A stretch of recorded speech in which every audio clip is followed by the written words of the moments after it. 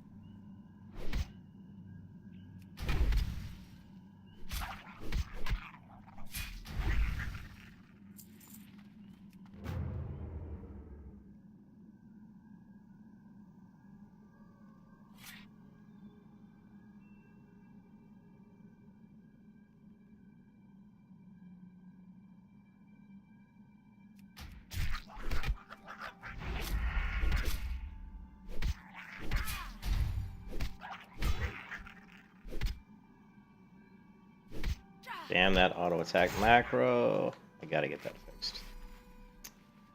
Hmm.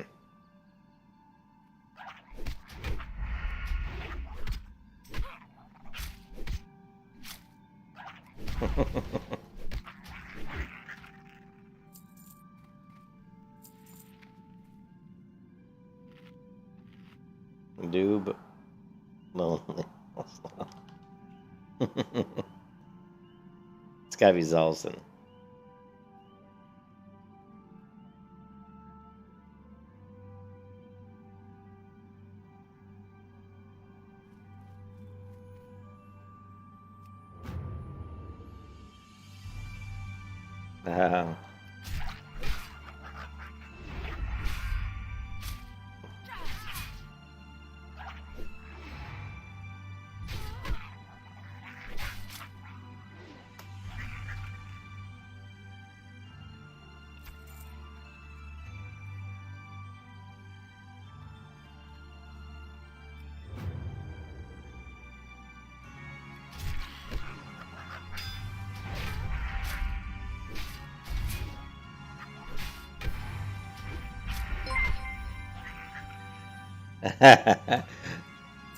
I thought for sure that had to be you, Zalson. Hey, Michael, thanks for the subscription, man. I thought that had to be you, Zalson. Shit, did we see the crap?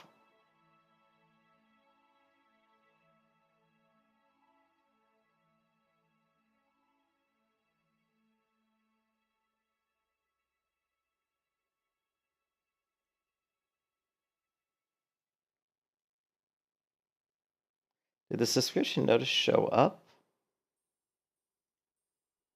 I hope it did.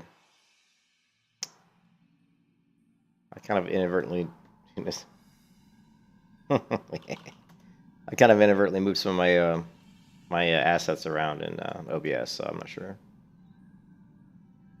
Hey Zalson, do a quick unsubscribe and resubscribe, and let's see if it pops up correctly.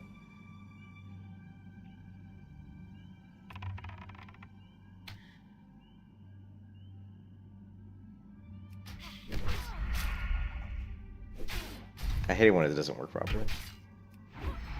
Hey, Michael, what's up? Thanks for the subscription, man. You gotta wait for a few minutes? Oh, okay. Yeah, Oh, you said it did show up? Michael says it showed up. Okay, yeah. You know, my OBS has been acting up. It's always acting up because I accidentally I actually added some new assets to it, so some different sources, and thought it might have screwed it up. I think Mike said it showed up, so that's probably good. It did pop up. No worries. Thanks, Michael. Yeah. I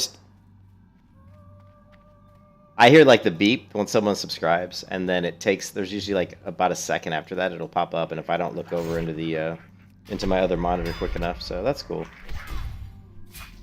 Yeah, thanks for the sub. I had oral surgery today. They actually pulled a tooth out of my mouth, so if I sound funny or whatever, that's why. I don't want to kill this guy. Don't want to kill that guy just yet. One of these days, I'll stop being so lazy and I'll do more with overlays and stuff. God knows I need to. But I don't have a lot of subscribers, you know. I don't have a lot of people that subscribe to the channel. One of these days, maybe I'll put up my webcam.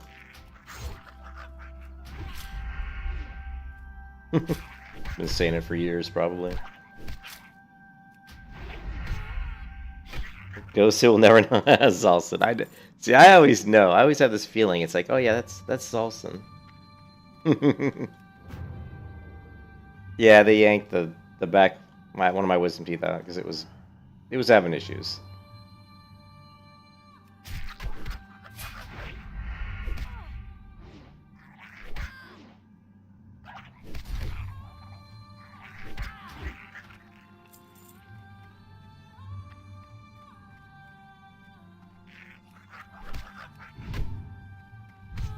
Man, I missed.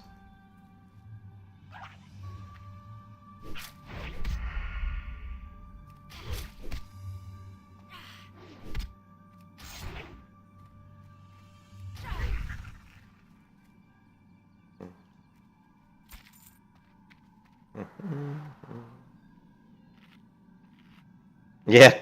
I've got a web. You know, it's funny when I moved from my last apartment to this one's also, and I think the webcam, just got put away.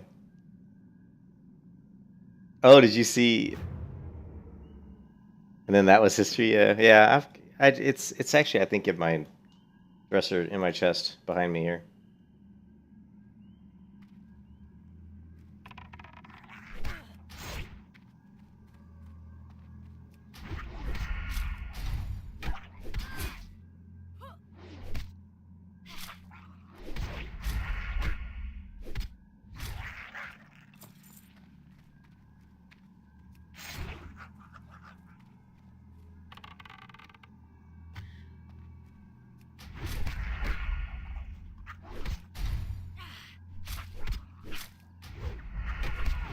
Yeah. So the hardcore thing normally, like this is the Kronos private server that came out about 3 or 4 days ago. And the hardcore thing normally is when you do hardcore, you can't you can't play with other people. You can't group with other people unless they're hardcore players, and then you can only group with them if you're doing a dungeon, and you can only do each dungeon once, and everybody has to be the same level of has to be within the level range of the dungeon. So whenever I level a hardcore character, I pretty much never group with anybody, right? You can't use the auction house, you can't use the mail system, you can't trade with other players. You can only use gear that you either buy from an NPC or that you receive through quest rewards, or just gear that you loot off of a mob. And if you die, you're supposed to delete your character, which I normally do. But in this particular instance, if this character dies, what I'm just going to do is I'm going to, the hardcore challenge will be over. But I'm going to continue to play this character because I don't want to re-roll another one on this server because I go on vacation on the 13th, November 13th, and I'll be coming back from vacation on the 29th. And I won't be available to play I won't be streaming at all during that time. And when I come back on the 29th, I'll be playing Season of Mastery Road to Ragnaros Challenge, which is also hardcore. So if this character dies, I'm not going to re-roll because there's really no point, to be honest. What I'll do is I'll just keep leveling her, just for fun. I don't know if I'll keep the hardcore fight this character. The thing is, this is a PvP server, so if I get killed or ganked by another player, that pretty much will end the hardcore run. So I'm just doing the hardcore run for fun to see if I can do it on a PvP server.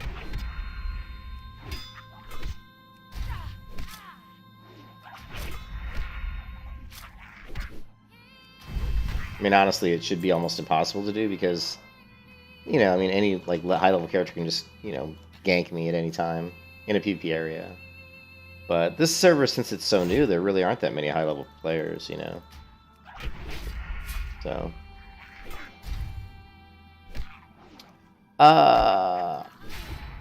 yeah, it should be. I mean, Season of Mastery will be, let's see.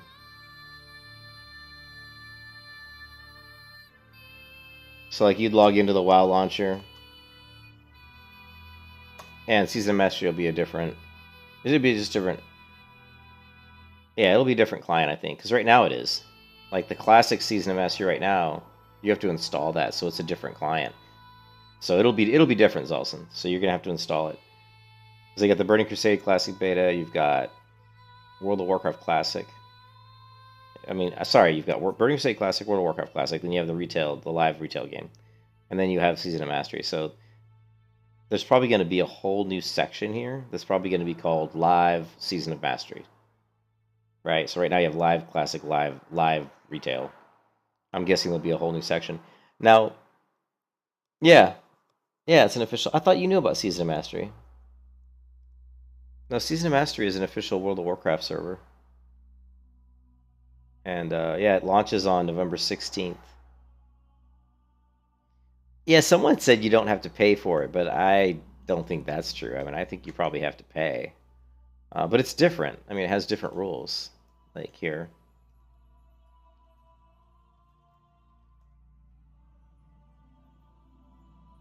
Okay, so WoW Season of Mastery is going to launch globally on November 16th. It will be a vanilla client. It's going to be a 1.4 1.41 client, so a little bit later than the 1.2. And my 2/3. And the changes. Okay. Let's log out here so I don't get killed. Okay, so WoW Classic Season Mastery will be released worldwide November 16th, giving all players a chance to start fresh and on a level playing field. Season of Mastery is really shaping up to be a memorable experience. Oh wait, is that the Zulson sub? It was Raul. Thanks for the sub, Raul.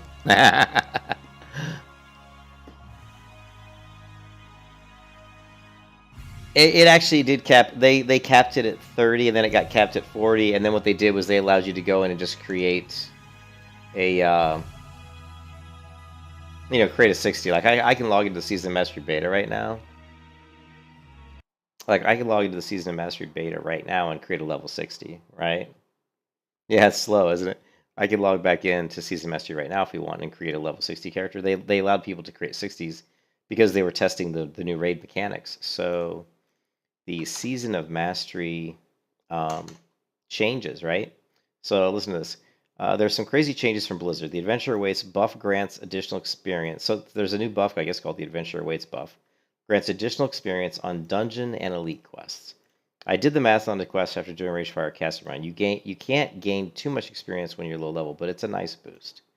There's the Soul of Iron hardcore update, right? So now there's an insane hardcore update. It is a community gaming mode developed to give an extra level challenge to players. 1 life. If you die, you have to delete your character. Hardcore fans are going to be super happy to hear about this, right? Actually, let me show you guys. Let me show you this. Because you probably haven't seen the hardcore add-on yet, Zulson. Let's see.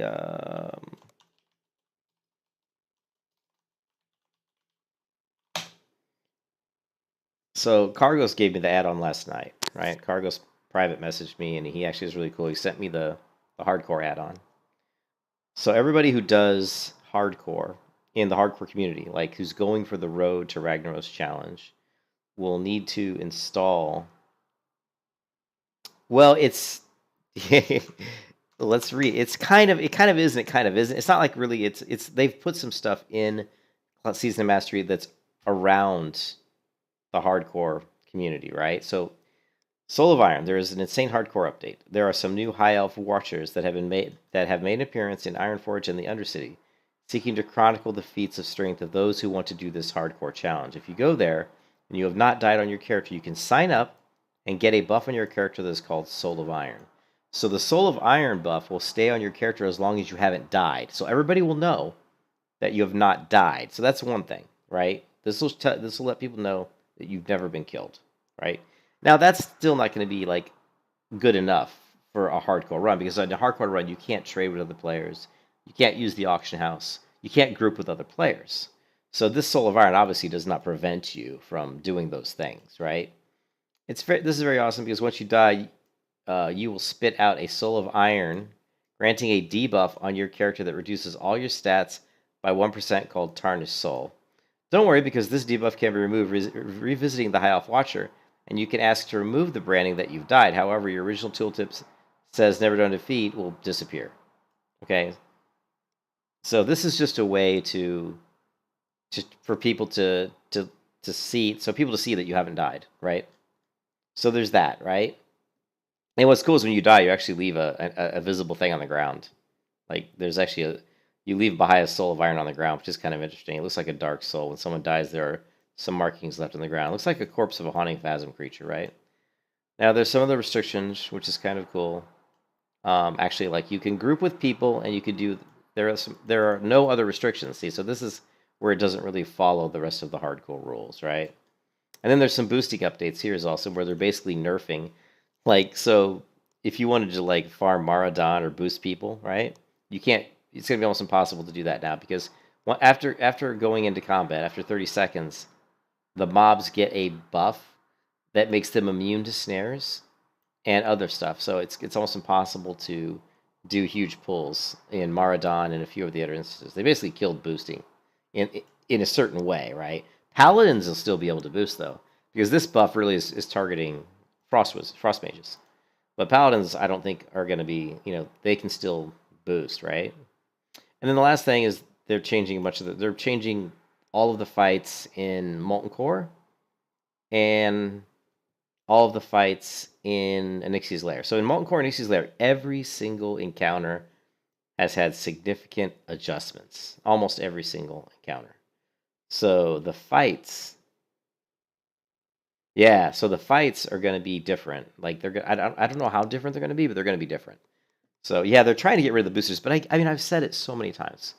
I've said it. I've posted this on everybody's YouTube channels who talk about it, and I'm like, all you have to do to get rid of boosting, it's so simple, is you just say that you do not like if you do not allow a character to be in a group with other characters in a dungeon where those characters are less than the highest level of the dungeon. So here, right? So here. So here's how I would kill boosting, right? Let's say you go dungeon, dungeon A is level ranges, 10 to 20. Okay? You've got a group of characters that are, you got 5 people. One guy's like 12, one guy's 13, one guy's 16, and one guy's like 20, right? And then some guy tries to get in the group and he's, let's say, 53. In my game, the way I would do it is this is just disallowed. You can't, because anybody who's in the group that's less than, so here's the rules. Anyone who is in the 5-man group who is less than 20, actually really greater than 20, cannot, sorry, not 30, cannot group, cannot have any others in the group who are less than 20. Okay? So once you have someone who's in the group who's higher than the max level of the dungeon, nobody else in the group can be less than the highest level. Now, if you want to allow a level 53 to go solo those dungeons, no problem. Who cares? You allow that. But this way, you wouldn't have anybody could go into these dungeons and boost other players, right? So, basically, that's the way I would handle it. It's simple, Like, now, if you wanted to do... Now, there could be something like, let's say the group had like a 23 and a... Well, basically, it doesn't even matter if it's 5-man, so it doesn't even have to be 5-man.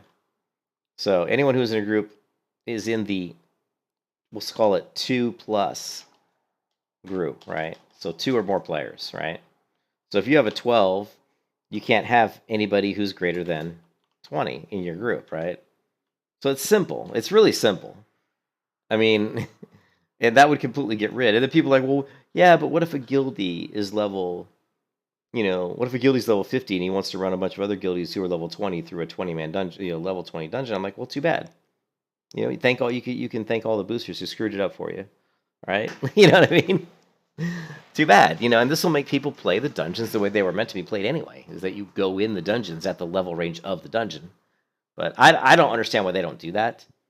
I don't see a problem with that. To me, that's an easy fix that would get rid of all boosting entirely. It would just pretty much right across the board, you'd kill boosting. All right, I don't know why they don't do that, but Blizzard's idiots, in my opinion. So if we go into here, right, we go into Season of Mastery, and we go into our add-ons, and you install the Hardcore add-on, okay? Supports Classic. Yeah, I mean, it's so simple, and I don't understand why they don't do it, but whatever. I've talked about it so many times. I've mentioned it to people. The only gripe I've ever had is someone's like, well, what if someone, what if a guildie wants to run people through? I'm like, well, too bad. If you want to help them, go in with a character you've got who's got really great gear, who's within the level range, but maybe they have like awesome gear. They could help out. Learn to play. That's my answer. Learn to play the game. Play the dungeons the way they were designed to be played, which is with a group of people that are within the level ranges of the dungeon. It's more fun that way. If you got rid of boosting, people wouldn't boost. Like if you prevented them from doing it, like if let's say the game when it first was designed was made that way, was made the way I want it, right? Then this would never have become a problem. Boosting never would have been a problem, and no one would ever complain about it because that's just the way it always would have been. The only reason people are going to complain about it now is because it's allowed now, right? It's because you can do it now. But if the game when it launched, you had to be within the level range of the dungeon in a group to go in, then no problem. It never would have been an issue. And you can't go into a dungeon when you're too low, right? Like if you had to try to go into Dead Mines when you're level 10 or something, it won't let you. It'll say you're too low. So why not make it say if you're too high, say you can't go in? Well, you're too high. I mean, it makes perfect sense. Anyways, so if you go to Season of Mastery, you install the Hardcore add-on. You can see here, supports Classic, Hardcore, Road to Ragnaros play. Install this add-on. Okay, we enter the game. So this is what we're going to be doing, Salson. This is when we do this, the Road Ragnaros. This is what we're doing. We're going to have this add-on installed. Okay. Now notice, as soon as I log in, I got a big image that says hardcore enabled, start recording. So that's your reminder to tell you that, hey, you need to start recording because you're playing hardcore and you're supposed to record all your footage. And then down here it says there's a message. Detected that the player's add-on active time is much lower than the played time. Please record the rest of your run. So this is basically just saying, hey, we know that you have not used the hardcore add-on the entire time you've played this character. They're also going to make it so there's going to be a website that the classic hardcore website is going to be able to track the progress of people using the hardcore add-on. So I don't think they've done it yet, but they're going to, supposedly, this is what I've heard, they're supposed to integrate it into the website such that we could go into the website and do a list of, like, the highest people that are currently playing Season of Mastery, like where they are, what progress. Like, so let's say like 10 of us start playing Season of Mastery, and I'm the highest level so far. I'm level 35, and everybody else is lower than that. We'd be able to come to the website and pull up a list. It'll say, here's a list of all the people, all the highest level people playing, playing hardcore, classic hardcore, and Season of Mastery. Oh, here you go. Here's Julian. He's level 35. He hasn't died yet. He's at the top of the list, right? And the other thing, too, with this add-on now, once you have this add-on installed, like if I try to trade, watch this. Look. Oh, it did say. Okay, that's interesting. So it did say that it did actually open up the trade window. That surprises me. I thought they were going to prevent that, and maybe they will. Maybe they will. But notice how if I go to the mailbox and I right-click on the mailbox, notice the message I get. Hardcore mode is enabled. Mailbox access is blocked. Okay? Now, I thought they were going to do that with trades, but maybe, I don't know, I'll have to talk to Cargos about that and see what's going on. But everybody's going to be running this add-on, okay? So you're going to have this add-on enabled before you even create a character. So if you log out, you're going to create a new character or whatever, random.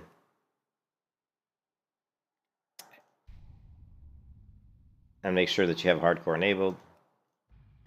Create your new character.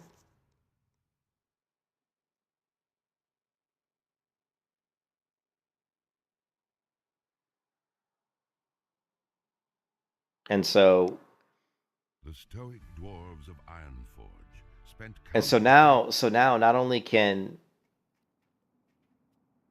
although I didn't see the hardcore add-on pop up, which is interesting.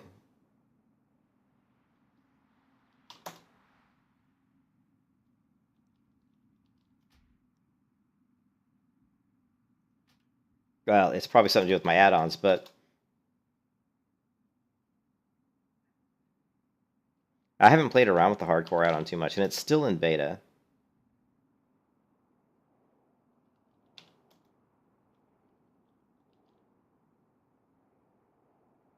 Yeah, I don't see all the commands yet. But, and I can tell that my add-ons are kind of wonky. Let's take a look. Okay.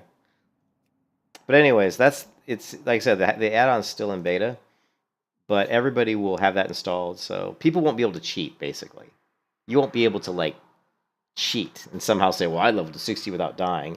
And also, if there's any question, you really are supposed to record, every minute of you leveling. You're supposed to record it all. That way, if anybody, asks, you can say, well, here's my footage, and they can verify you. But the reason they created the add-on is they didn't want to have to deal with all that, verification.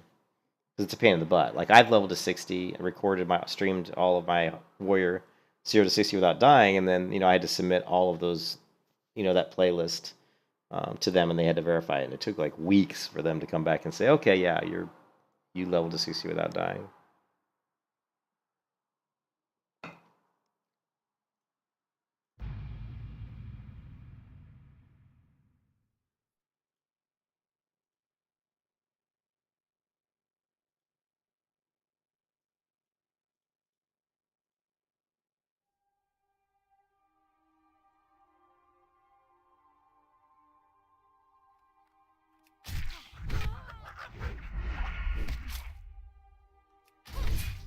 But it's cool. I mean, having the add-on, once they get it set up and working the way they want, is a definitely a nice addition.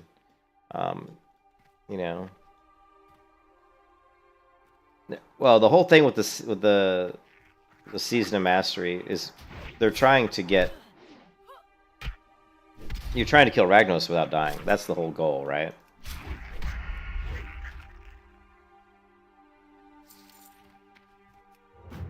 There. I mean, the easiest way to explain it is to show you this video.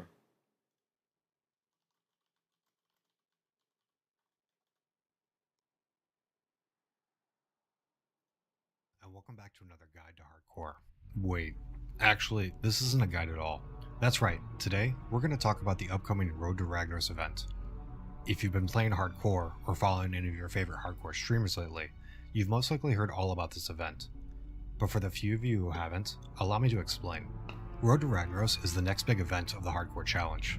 Plenty of players have already shown that it's possible to level from Oh, I didn't see this. I never noticed that. It says, yo, did you guys catch any hardcore streams yet? I never noticed that down here. 1 to 60 solo without dying, but can a group of players level from 1 to 60 and then brave the depths of Molten Core to kill Ragnaros without dying? Like, what the fuck are you guys talking about? Streams? I never noticed he modified these guys talking down here. That's funny. Now, it's a bold concept that presents players with another new challenge for the 17-year-old game we all love, but it also poses a problem. We need you. Yes, you. Simply put, we don't need just 40 players attempting this crazy challenge. We're going to need the whole hardcore community banding together into a full-blown war effort in an attempt to kill Rag. And that's where you come in. Hype train. So let's break down the process, Hype look train. at what you need to know, and what we need in order to accomplish this major undertaking. Let's get on the hype train, Now, guys. nothing is set in stone, but as of the making of this video, the whole event will start with the release of the upcoming Classic Fresh servers, and we'll be going to live Season of for this Mastery. event on a predetermined NA server. Sorry, Horde mains. I know, I'm a little disappointed myself. Leveling from 1 to 60 will still follow the standard hardcore challenge rules, so go solo, duo, or even the recently allowed trio groups. After reaching 60, you'll join a new guild, and the rule set will change slightly for these players. So here's the new rules, right? So you level to 60 without dying. Once you reach 60, death still equals delete. Professions and talents are allowed, which they always are. But you still can't use the AH or male. Oh, this is interesting. I'm sorry, this is the leveling rules. These are the leveling rules, which these haven't changed. But what has changed is once you reach 60, they're going to allow people to group. Let's see if he covers that. You'll be allowed to group up in... Okay, here's the rules that I thought he was showing. So once you reach 60, death still equals delete. Fresh and talents allowed. That's not changed.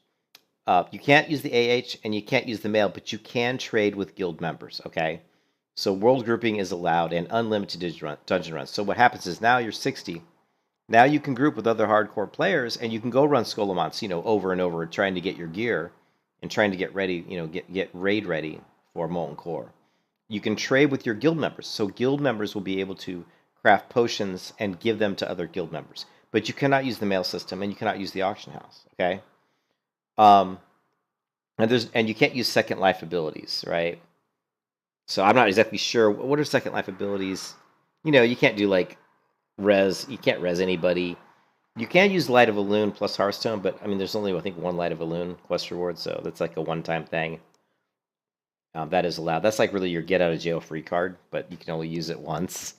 But yeah, so the thing that's so going to be so interesting about this challenge is it's going to be ridiculously hard. Think about every time you guys have done a Skolo run in Vanilla World of Warcraft. Every time, like Zalson, you too. Every time you've done Skolo, someone always dies. I mean, when you're a fresh 16, you don't have good gear, and you go and run Skolo or you go and run Stratholme, even running like BRD and trying, God forbid you try to go do the Emperor when you're like a fresh 60, right? People die. Well, now when you die, you have to delete your character and start all over. So it's challenging, like crazy challenging. In the open world, trade with your guildies, and run multiple instances of the same dungeon for gear. Keep in mind that you're still mortal though, so death still equals... Dude, Vanilla's where it's at, man. Vanilla's like the best version of WoW, in my opinion. I mean, I like Burning Crusade and I like Wrath of Lich King, but I still think Vanilla's the best. Well, I I mean, it can be done, Zulson. Oh, yeah, but you can die. But here's the thing, Zulson. Oh, Zulson, here's the thing. You can die doing Molten Core. You're allowed to bring in other guild members. So what's going to happen is you'll do like the first boss in Molten Core, and maybe like 4 people will die. Well, then they'll go to the guild, they'll bring in 4 other players. Then they'll get to the next boss. So it's not like you have to go through the whole Molten Core without anyone dying. That's not the point. The point is you beat him with players who haven't died, with players. I mean, I don't think that's what they're saying. I don't think you're going to kill him without anybody dying, right? It's just that the people that did kill him have never died, right? The last people standing when Rags drops, none of them have died. It's not like nobody. There's no freaking way. I mean, you could do it, but how hard would that be? Almost impossible. Yeah, so people can die. That's okay. People can die. It's just that, yeah, it's like collateral damage. I mean, you can go in there and get to Ragnaros, sit with 40 people and kill them, and there's only 10 people left. Well, the achievement goes to, those 10 people. They successfully completed the Road to Ragnaros challenge. Now, that's my understanding of it. I think he might explain it in the video here. Let's see. Delete. We'll also primarily be trying to get everybody on NA servers, but if there's enough players on EU servers to make it work, they're going to try to do we EU. Possibly have 2 groups attempting this challenge. So why do we need as many people as possible to participate, and how can you help? First and foremost, if we look at the roadmap, there's leveling, getting geared to run 60 dungeons, getting geared to raid, and then the actual raid itself. I've got these 2 separated because let's face it, as a hardcore character, as soon as you hit 60, trying to run strat and Skolo is a death sentence. It's a death sentence. So you'll need to get some better gear before you attempt most 60 dungeons. At every point in this process, people will fall, and there needs to be extra bodies to push forward. So the more people we have participating, the better our chances of pulling this off. High-level world drop recipes, BOE gear, and cooldown-based profession items like Mooncloth, Arcanite bars, and Cured Rugged Hide are another reason we need as many people as possible. Considering we're not allowed to use the auction house, the more people we have in the upper levels, the more likely we are to collect these much needed items. I'll have a video out later going over all the useful... So, that's a good point, Zulson, but here's the thing. Oh, my teeth's starting to hurt. What time is it? 10 o'clock? Oh, shit. I might have to pop one of these hydrocodones. Yeah, but the thing is, a lot of people also are already planning for that. So what a lot of people are doing, and it does suck for those who died, but a lot of people are basically going to try to level 2, at least 2 60s, so that, like, let's say they're in a raid, Molten Core, and one of those guys dies, they can bring in their other one. But oh my god. Well, you mean for my tooth? Well, I took today off. Is that what you're talking about? Oh, I'm gonna have to take this pill.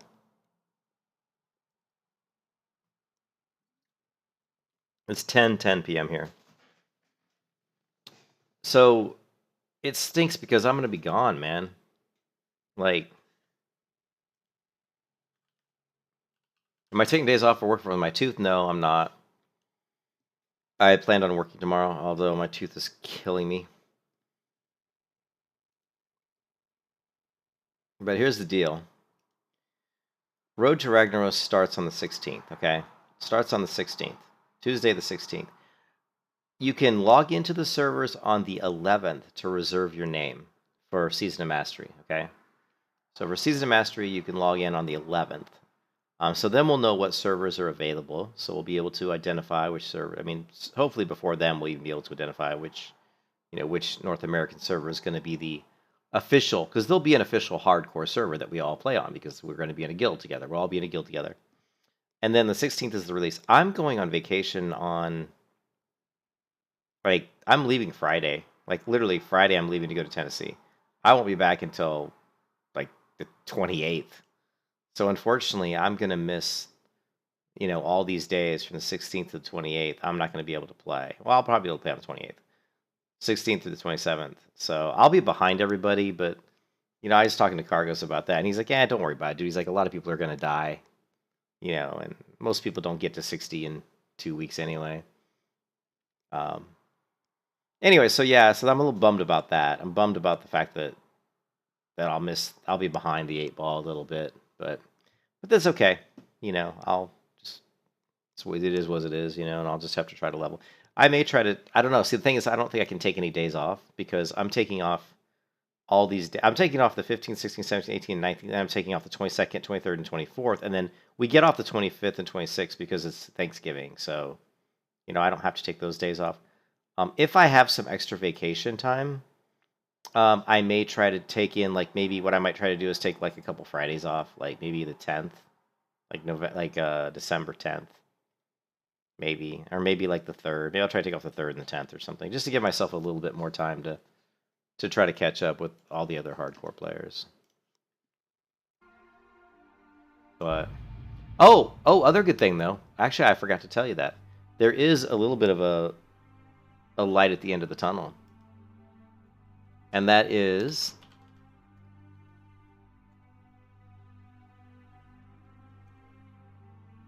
that my company always shuts down.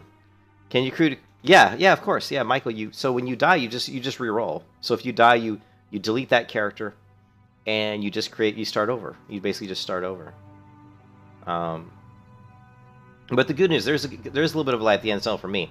So my company always shuts down in December, okay? So the last 2 weeks of December, I will be off. I will be able to play the last 2 weeks of December pretty much, you know, almost all day long every day. I mean, not all day long, but, you know, my wife will be working. Like, my wife will work on those days and I won't be working, so I'll be able to just play, you know. So we'll see where we are at that point, you know. It'll be interesting because I think a lot of people are going to die because they're going to be pushing. I mean, think about it. People are going to be pushing hard to try to get there. And if people die, you know, they got to start over. So we'll see. I'm hoping everybody dies so I don't get too far behind, you know. I don't want to get too far behind. I mean, look, I've been leveling this character really, really slowly. This is probably the slowest character I've ever leveled hardcore style, and it's because she's a rogue. And I mean, look at this, dude. I've already played 18 hours, and I'm only level 15. That's horrible. Like, normally, in 18 hours played, I'd be like level 22 or 23 usually. So, but man, I gotta tell you, hey Zalston, if you're still there, I gotta tell you, rogue is probably, in my opinion, like the worst. It's like even almost harder than a warrior. I mean, at least at low levels, because you're so squishy. Like, a warrior's not as squishy as a rogue. I mean, you've got mail armor. You're just not as squishy. Rogue early levels, like pre-20, is super squishy. Well, people will be trying to go quick because I think they want to get... Well, you know, think about it. I mean, the faster you level up, you just want to get a head start.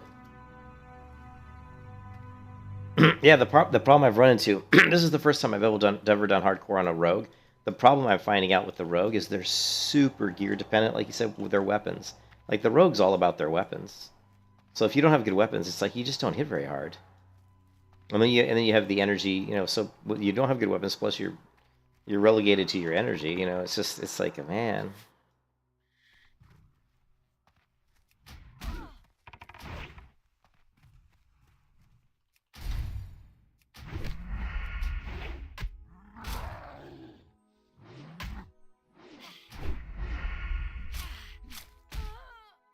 Now later on, you know, once a rogue gets to like level 25 and 30, and they start getting stuff like blind and vanish, then they become a lot more survivable than a warrior. You know, but until you get to that point, it's a little. And you also, I think, with combat with Blade Flurry, that really gives you some pretty good viability for getting your kind of, you know, you get in trouble, you get a few extra mobs, you just pop Blade Flurry and evasion, and you can down mobs pretty quickly.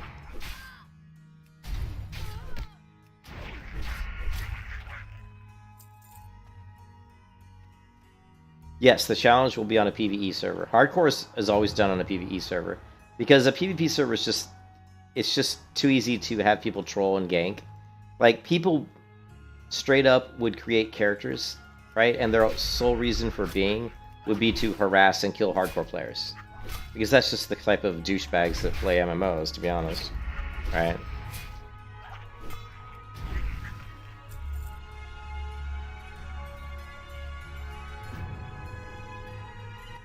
So yeah, it's always on a PvE server. If you did PvP, I mean, honestly, if you did on a PvP server, people, I'm not even lying, people would create characters called Hardcore Killer. I guarantee you there would be characters created called HC Killer or Hardcore Kill. You know, and that all they would do, their whole goal for being would be just turn around and kill hardcore players. You know, because the hardcore players have to stream. So everybody could just stream snipe them, you know. You know, it'd just be But here's the cool part about all of this, is awesome, is that I cannot, you know, I don't watch people stream, right? Let me kill this guy first. Come on. I hate that auto attack breaks when I switch targets. Auto attack only breaks when I switch targets and have no energy. Then my auto attack macro doesn't work. It's so annoying.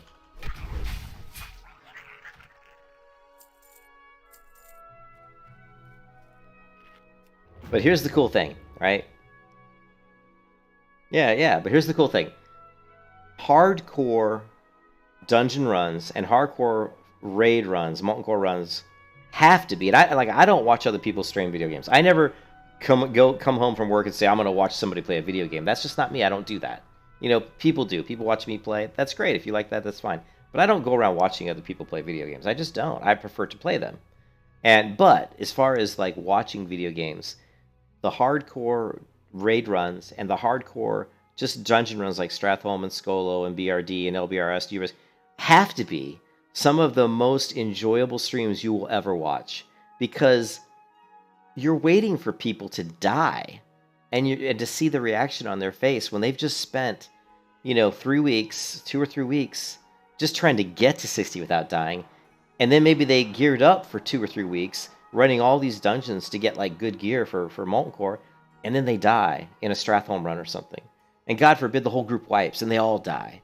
I mean, that's got to be some of the most entertaining streams you could ever watch. At least for me, I think it would be massively entertaining, you know, to see people stressing out when they almost die, to see people pull off like amazing, miraculous saves, you know, really good play. I mean, it's going to be, yeah, there's going to be people that are just waiting for shit to go south, because it's, you know, everybody likes to watch people fail, let's face it.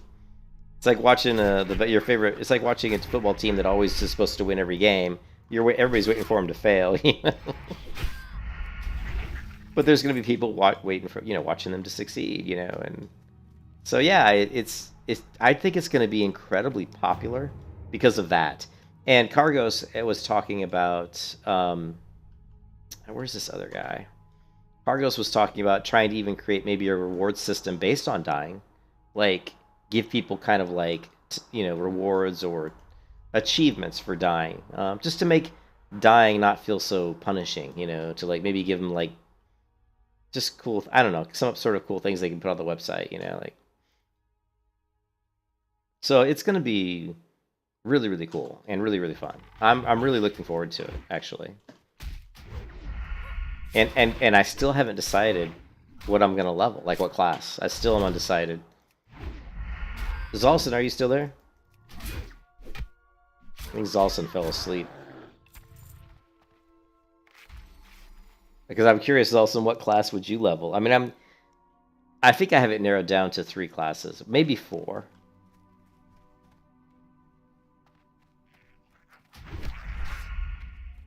No, Hardcore was created, I'm pretty sure Hardcore was pretty much created by Cargos, I think, and his friends. I think created Hardcore. It was just a variation off the old Iron Man mode, and Iron Man's been around forever. No, I was just going to say, is also, if you were going to do the Season of Mastery Challenge, what class would you play? You know, Mage, yeah, that's what I figured. I mean, for me, it's like...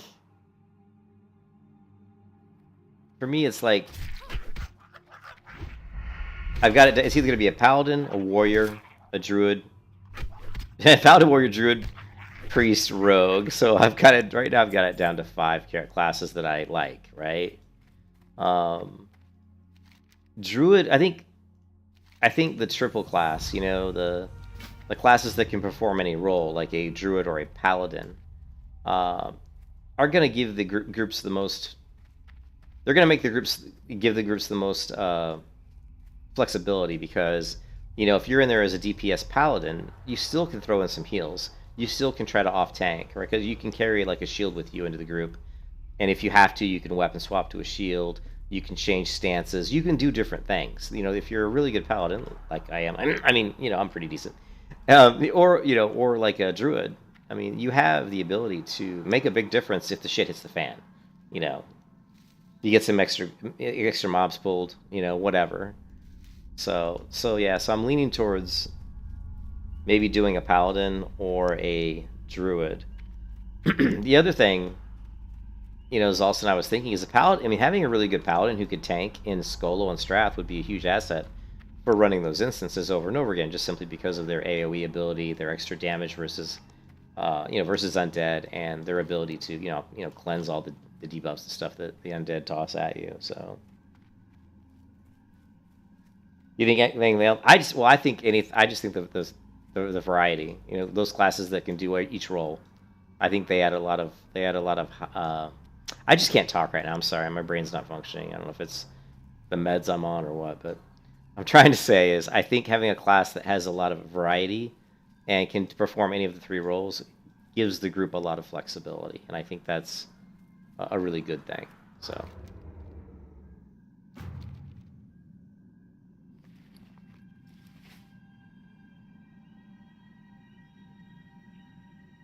Well, no, you wouldn't be really AoEing in dungeons, but I mean, yeah, no, that's not the point. The point is a Paladin can get threat. Okay, if the group knows how to play, okay? And when I say that, I mean, you go into Skolo and Strath. Paladins are the best tanks in those dungeons, because in Skolo and Strath, you always have pretty big pulls. You just do. You always end up with quite a few mobs. As long as they're all hitting the tank, things can work. And so as long as everybody sets up their focus macro and focuses, everybody's using focus. You have to use focus macros. If you're not using focus macros, you shouldn't even be in a group with these guys, because there's too much at risk. You know, you've got to play your roles correctly, right? You've got to let the tank do the damage. You've got to let him get threat. The healer should only be healing the tank, okay? And if you do that, then you're going to give yourself a good chance, right? And so what I'm saying is a Paladin is good because he can throw down Consecrate, get initial threat, and as long as the other mobs are using their focus macros, assist macros. I meant assist. So as long as they're using their assist macros, then, you know, things should go pretty well.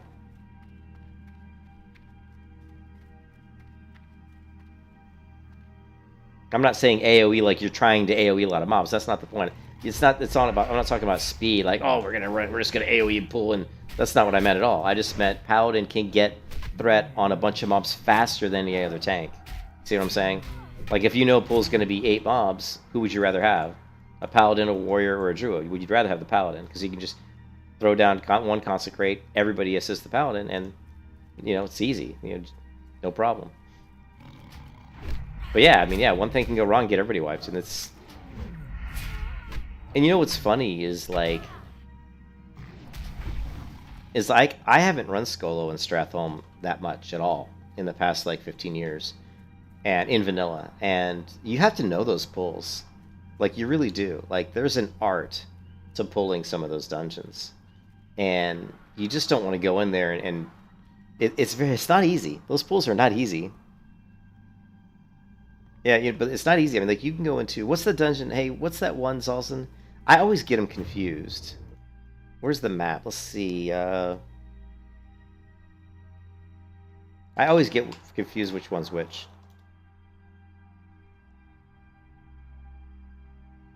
Okay, so Stratholme's the one I'm thinking of. Yeah, Stratholme's the one I'm thinking of. Stratholme has got, like... The undead side has got, like... really not easy pulls, really, you know? Yeah, I know, it's an Eastern Plaguelands. But it's like, that's the one to me that's always tricky, because it's very easy to screw up pulls and get extra mobs. And you've got those gargoyles that are running around, you know?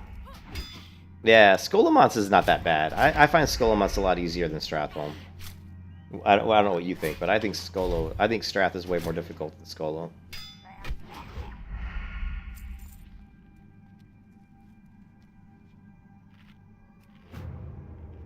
Oh yeah, Skolo's tough too. They're both tough. What's nice about the Paladin is the Paladin also brings Hand of Protection, and you know, he can kind of save. I mean, I save people on my Paladin all the time when I'm tanking. You know, you get a rogue or you get a mage, he pulls threat or a warlock, and I just, you know, I bop them. You know, and most of the times it almost saves their life. You know.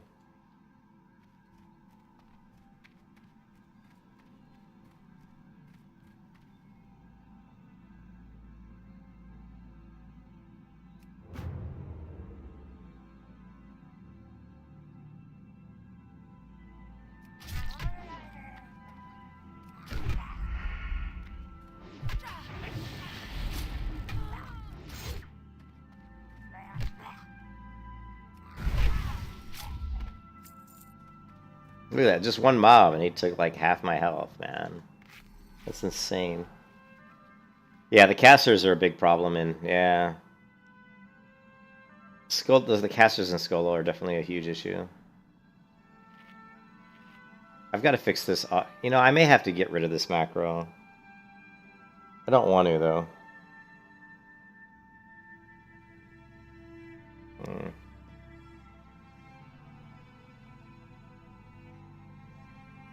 Alright, man, I'll see you, Zelson. Yeah, get some sleep. Thanks for stopping by, man.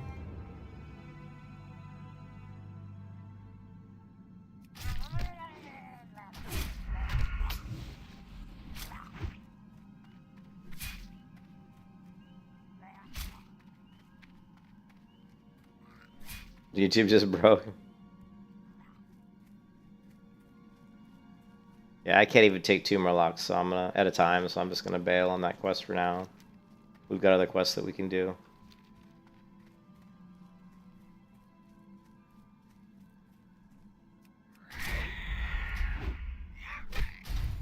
But this is what I'm talking about. The rogue is so squishy.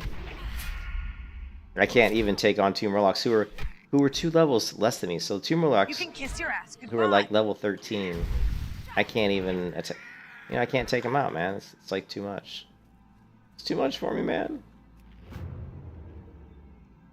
I keep thinking I'm gonna get some abilities or some gear that's gonna make things be different, but right now this character is just so squishy. And we're still just pushing my hit rating. I mean, we're rushing hit.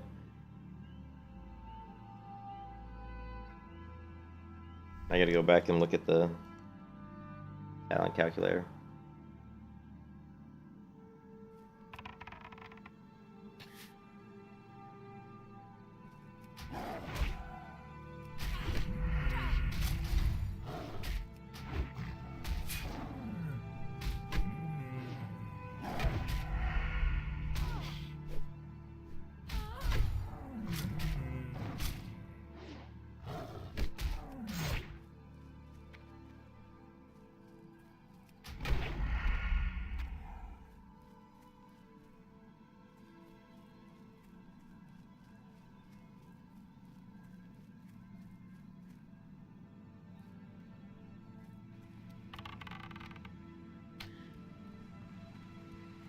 I need some more clam meat for stamina buff.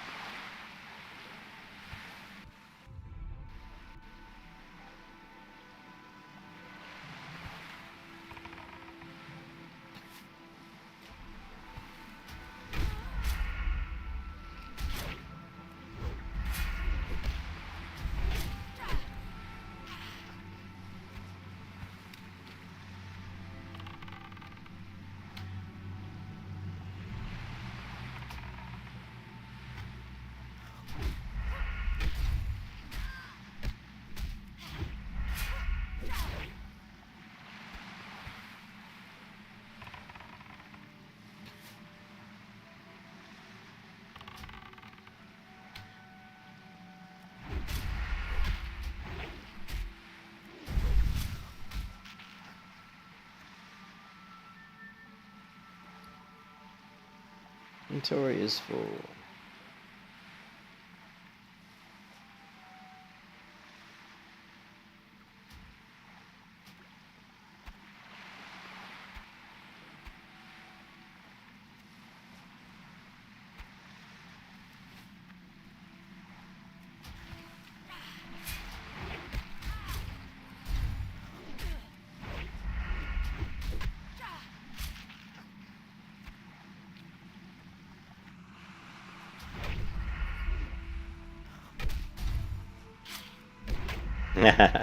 It is the background music from Skyrim. Yep.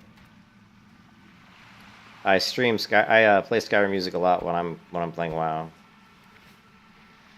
Yeah.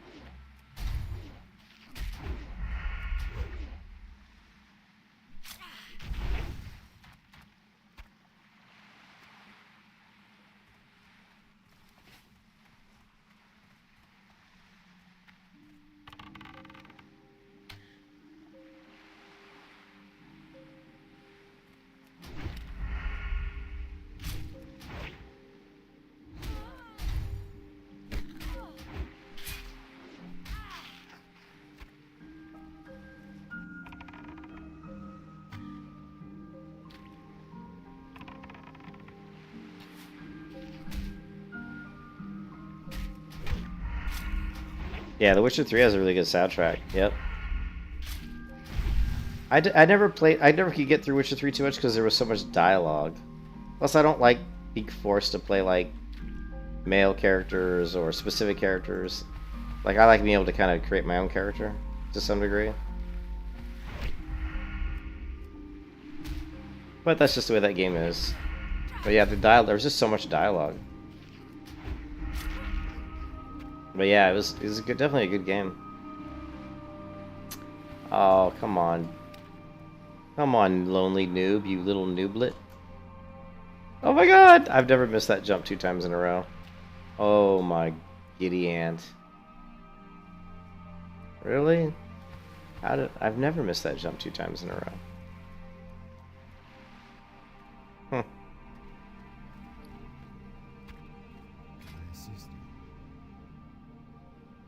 But yeah, I've heard that people really like the story. I haven't gotten too far into the game because I couldn't get past all the dialogue. But you know what I played of it, I thought was pretty good.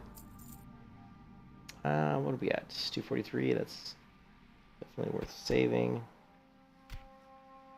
Don't need that. Don't need the small free claws. Don't need that.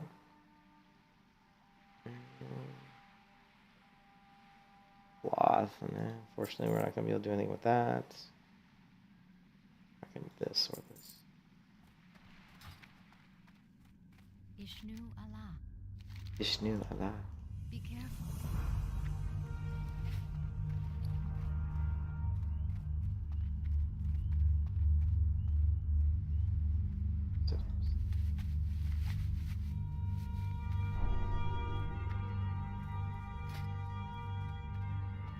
Strider stew.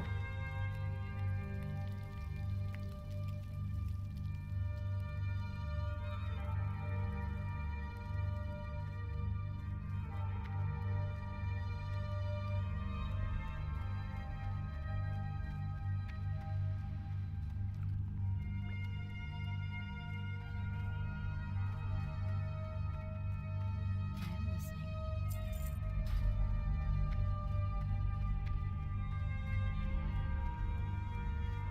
Not enough time. Yeah. Yeah, I played a lot of Skyrim. I really like Skyrim. I still think Skyrim is I like Skyrim. The bow combat was really fun in Skyrim because, you know, you could see the bows, the travel distance, and you could shoot birds out of the air. You could shoot arrows up in the air and have them come down and hit people in the head and kill them. And there's just a lot of cool stuff. You could use different abilities spells where you could like be almost like using the Force and pick people up off the ground. And there's all kinds of neat stuff in Skyrim. It's a great game.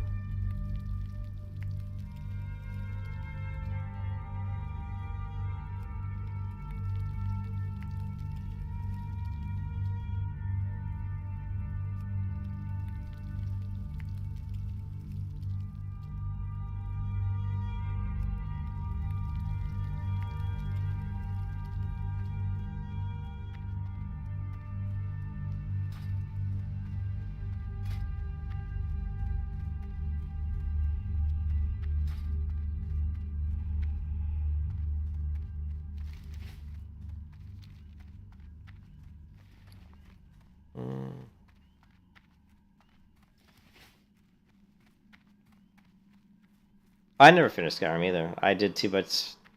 I like games that let me have a lot of freedom to just do what I want, you know. Be careful. Yeah, let's. I want to clear out a little bit of my inventory here. Oh, it's the flat Earth douchebag. Hey, Christopher, the Earth is not flat. If you believe that, you're a complete idiot. So, this guy always comes to my stream and does this. I don't know what is. The flat earthers, they make me laugh.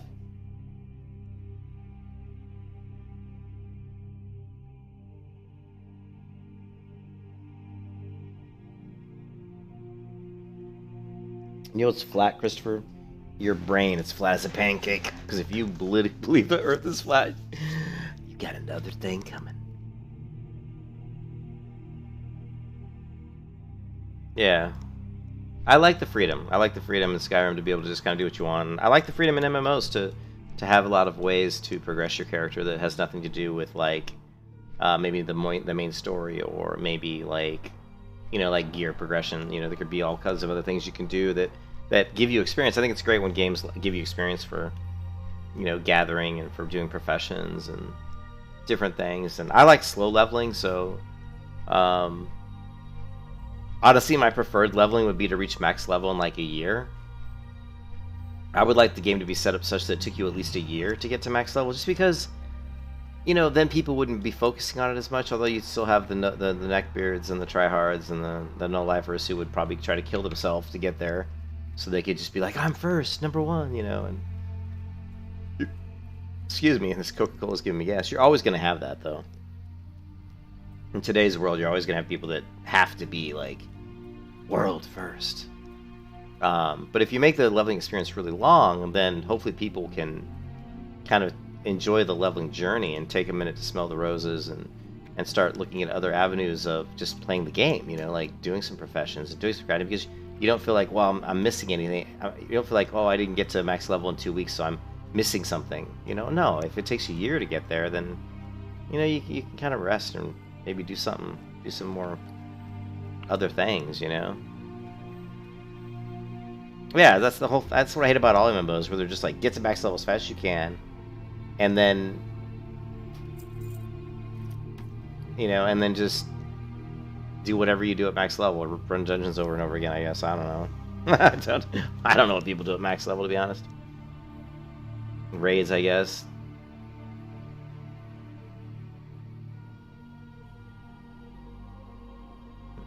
Alright, that's good. What else we got in here? We can sell this, sell. We're not gonna need any of that. And that's good enough.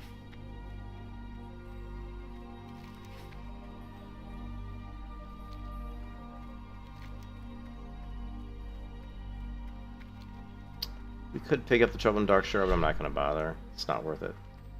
Okay, so 2 things I need to do. Yeah, I played Final Fantasy 14, but I don't like the... I mean, I've got a level 50 Paladin in Final Fantasy 14, but I don't really like the combat in Final Fantasy. In fact, I can go as far as to say the combat is really bad in Final Fantasy 14. Not that the abilities are bad or anything like that, but it's just there's no impactfulness to the combat. You're like swinging your weapon around. I might as well be swinging like a feather duster, because that's what it feels like I'm hitting people with, because there's just no impact, you know. I mean, it really makes you sad that games like Alien and What brings you here? and what's another good example? I'm trying to think of games like have like good impact to their combat. Dauntless is another one, but Dauntless isn't really an MMO. Dauntless is more of like a Monster Hunter type game. But games like Terra, you know, Dauntless, Alien had really good, impactful combat, and I just wish that we could have MMOs that. I wish MMOs had that more often. The only reason that WoW actually has way more impactful combat than a lot of newer MMOs, which is kind of funny. So yeah, it's just a bunch of effects and stuff, you know. And to have impactful combat, you really need like 3 or maybe even 4 things to have really good impactful combat. One, and most importantly, is you need good sound effects. Like if you hit someone with a shield, it needs to sound like the sound of a shield, you know, colliding. If you hit somebody with your sword, there has to be some sort of, you know, a good sound effect that goes with that. And then 2, the connection point, where your weapon's actually hitting or where your spell's actually hitting that person, has to be conveyed very clearly. It has to be obvious. Oh, I hit him right there on his hip, or I hit him right on his head, you know? So I like that has to be very clearly conveyed. It's not as important in games like World of Warcraft because there really isn't a difference. It doesn't really matter where you hit somebody. It's just you either hit them or you didn't. But in a lot of MMOs, there are stuff that are built in where it says if you hit him, you know, if you hit a mob in the back, for example. Usually most MMOs are only going to be back front. They don't get too much more complicated, but Terra did. Terra was a lot more complicated than that. Terra had back left side, back right side, front left, front right, and then back right directly in the back, and then front, like, you know, like head, you know, right in the front. And they calculated damage differently based on, you know, where you were actually hitting people.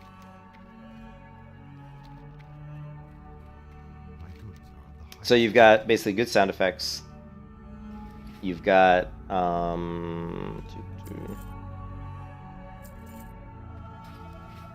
good sound effects, clearly conveying where you're hitting somebody, and then the visual stuff that makes it look very impactful. So, and I always go back to my friend's video, Alkalite Rush, right?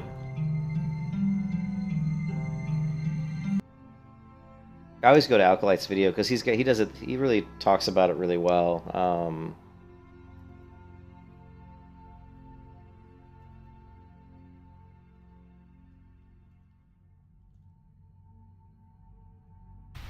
And so he's got absolutely a phenomenal video.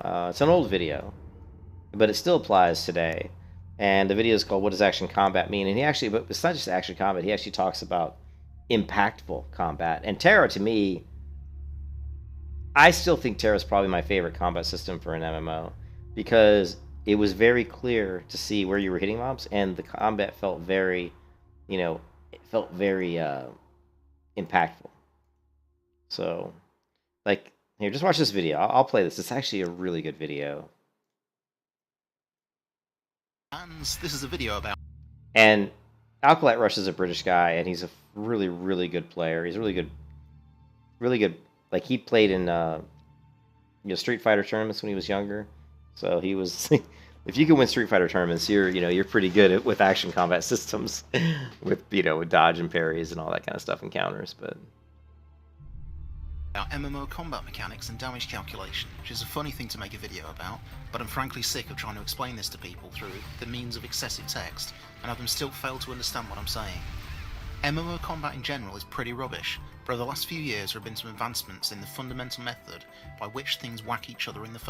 And again, this video is pretty old. Actually, this is Vindictus, and I may play some Vindictus.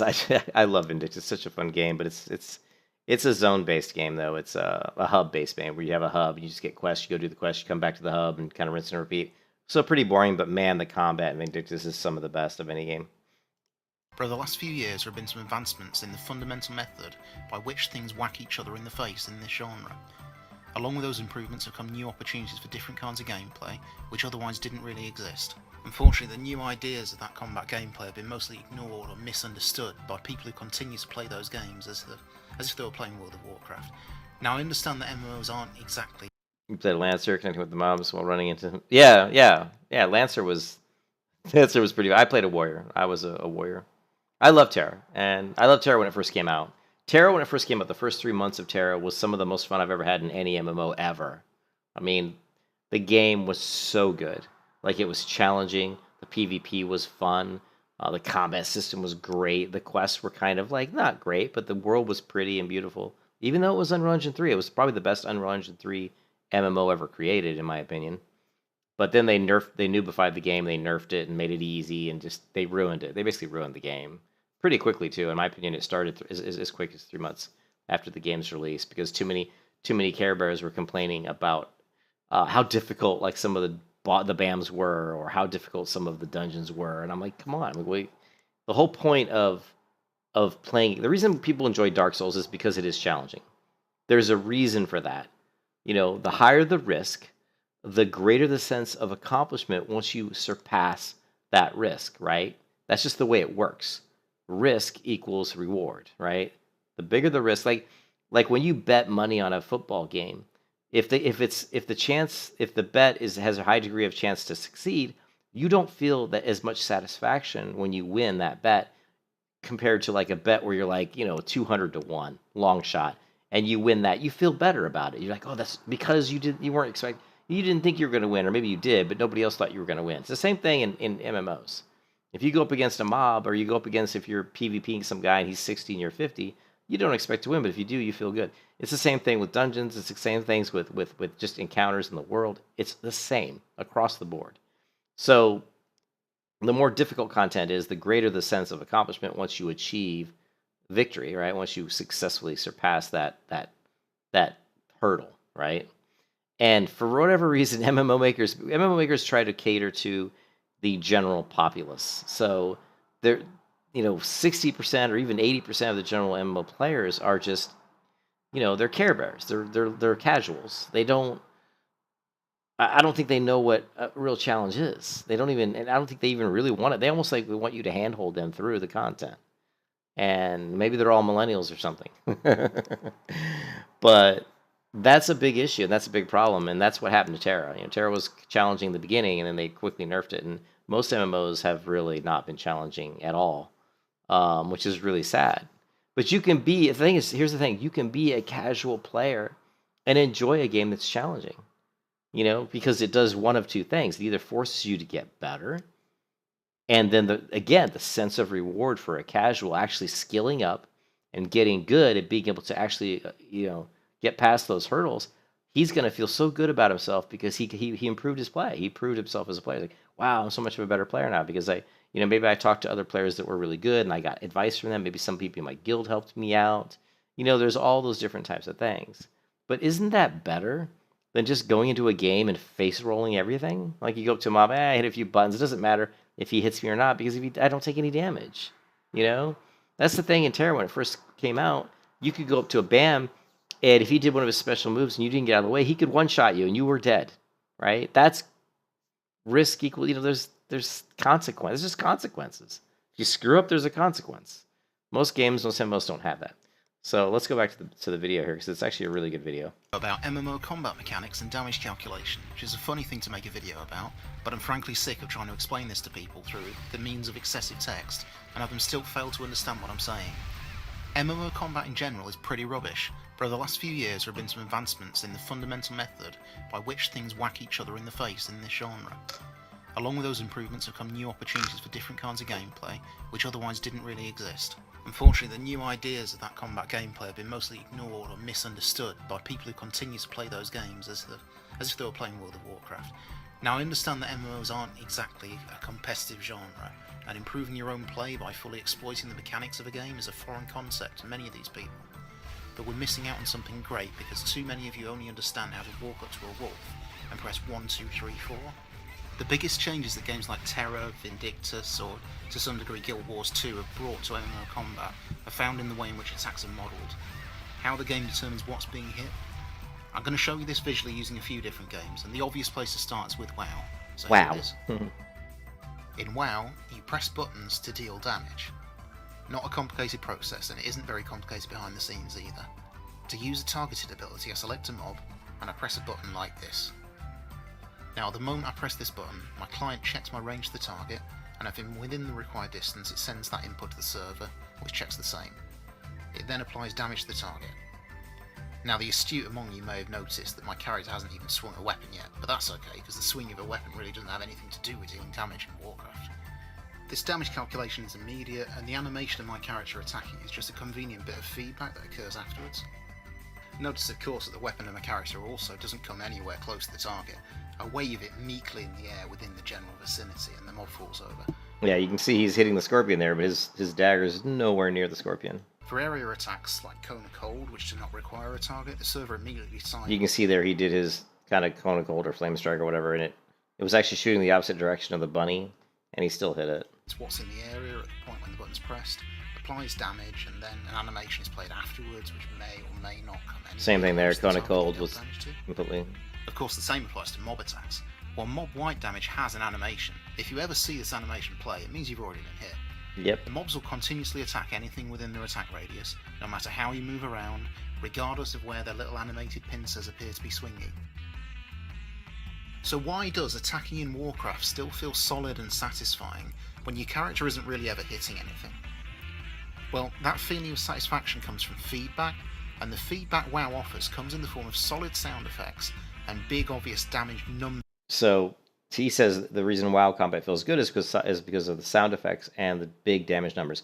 I would say that most of it is the sound effect. The sound effects in WoW are really good. Like when you hit stuff, the actual sound effects are really good. But I would also take it a step further to say that the animations are clear. It's easy to see swords swinging. It's easier to see that the actual sword actually does like hit. Like if we go back to the scorpion. How you move around, with you dealt damage to swords. Doesn't even. This damage calculation is Even here, now watch, you'll see... immediate, and the animation of my character attacking is just a convenient bit of feedback that occurs. There. When you saw him swing, you saw the blood splatter right here. So you can see, well, there was a blood splatter right here. So I hit him around his neck area or jaw area. That's really important for combat. Like, for combat in MMO, you have to be able to see where you're making contact with the enemy. And the damage numbers right here. So clear damage, clear contact, and then clear sound effects. Those three things to me are some of the most important things to convey a very, not necessarily impactful, but a very solid feeling to the combat. Okay. So moving slightly up in the world from WoW, here's Guild Wars 2. Guild Wars 2 features tab targeting, and most targeted attacks will automatically face and follow your target, which sounds a lot like Warcraft, but here are some differences. Firstly, both the mob and most player attacks do not instantly calculate damage at the point they are used. Even for melee attacks, pressing the button only starts an animation, which will eventually deal damage if, and only if, there is something in the area when the animation completes. This is a massive deal, because it means firstly that you can see incoming attacks, even melee attacks, before they connect, and secondly it means that if you are moving and leave the damage area after an attack has begun, it won't connect. You might compare this to a casted area damage effect in Warcraft, like a flame strike, which has a casting animation and can be avoided by leaving the area. But this mechanic is practically untouched in WoW and of no consequence in PvP at all. In Guild Wars 2, their animations and damage calculation mean that just about everything works in that fashion, and so it can be avoided through movement or dodged on reaction using invulnerable frames. This even applies to mob base attacks, so you can strafe out the way of a mob swing. WoW doesn't have an invulnerable dodge roll, but if it did, then it still wouldn't play anything like Guild Wars 2. The main difference is not the availability of a dodge button, but the fact that you can see the incoming attack before it hits you, which allows you to do something about it. You're able to react because the animations are actual startup times for the attack, and not just the cosmetic that's thrown on afterwards. In Warcraft, Yeah, and that's a really big important thing. In World of Warcraft, when you swing your sword, it doesn't matter. Like, it doesn't even... the only thing that matters is that you're within range of the target. It doesn't matter if the target's still there when you finish swinging your sword. Once you hit the button, as long as you're within range, Warcraft already calculates the damage you're going to do, and that's it. It's a done deal, right? You're never going to miss. I mean, you might miss just because your weapon skill has a skill base rating on it, and you may actually miss, but it doesn't have anything to do with the fact that someone moved out of the way of your swing. That doesn't matter. You can't really move. Once you start swinging, there's no moving out of the way of that attack. It's just, did he miss you or did he hit you based on his chance to hit? And that has a lot to do with just the level difference and any kind of hit rating you might have on his weapon. Most of your abilities are instant and allow you to strafe around and jump all over the place while you press buttons. People consider this exciting and free. They say it's fun to be mobile and complain about games which work differently. And yet in Warcraft, this movement is almost entirely meaningless, as everything still hits you anyway. Yep. Any movement that isn't taking you out of raiding fire or behind a pillar in an arena is pretty much just cosmetic fluff to make you feel better. Yeah. However, in Guild Wars, strafing around mobs in a circle while Makes- you beat on them actually avoids mob damage. It actually avoids damage. Suddenly there's a difference between the guy bouncing around with full key bindings and a clicker just standing there on an open world mob. Okay, admittedly, open world leveling in Guild Wars 2 was trivial and boring, and turned into large-scale public event farming for money. Their decision to drop the clash trinity worked out poorly for them, and their dungeon PvE encounters were bad. But those are not problems created by their way of calculating damage. And finally, at the extreme opposite end of the scale to Yeah, that's basically what he was trying to convey, Michael, is that even in WoW, people still bounce around and run around as if they're really avoiding stuff. It really doesn't make a difference. It does. The only thing, like you said, the only thing that's going to make a difference if you're in an arena and you walk behind a pillar or something, you can LOS, line of sight stuff. Or if you physically are running and getting out of range, that works. But that's only going to work if the other player is not running in the same direction, or if for some reason you have a faster movement speed than they do. So now this is funny. Now we're going to go to Terra, which is my favorite combat system of all time in an MMO. But those are not problems created by their way of calculating damage.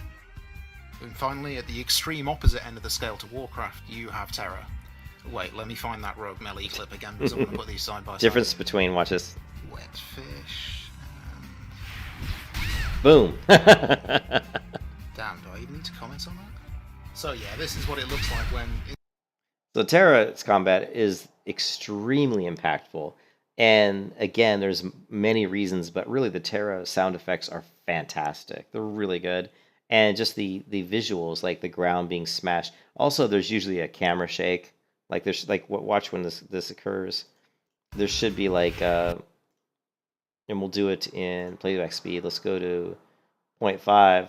Yeah, and you should see like the screen's At the extreme opposite. the screen's probably going to shake too. Let's see if it does. Pretty sure the screen shakes in Terra.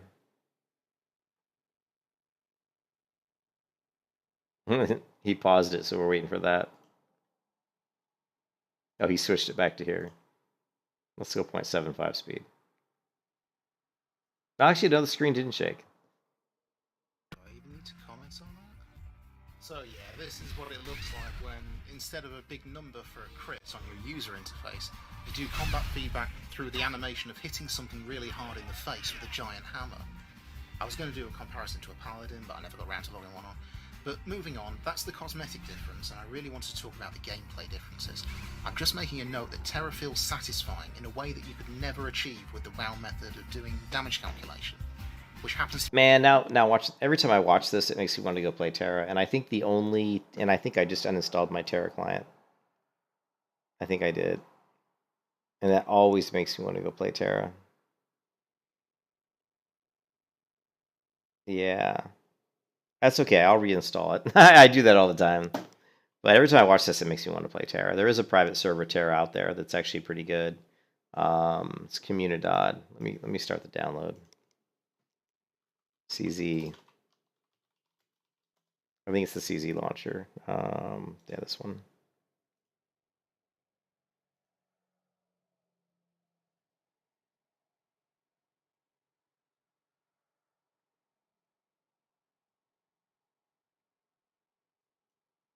I always want to play Terra after I watch that.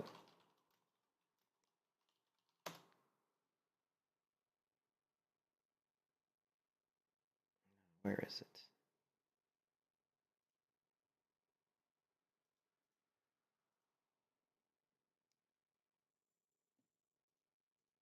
Crap, where'd it go?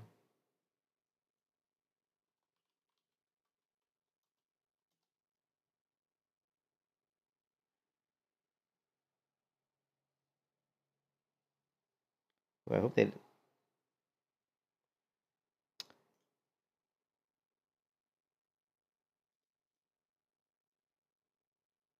Ooh, Limitless Terra.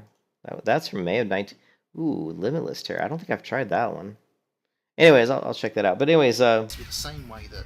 The other thing I want to talk about too, really quickly, if I can find it, is there's a really good image that actually used to be around like in the old days. I don't know if it's still, if I can still find it, but Terra hitbox location image. Oh, not videos, not videos. Let's see if I can find it. There used to be one. This, no.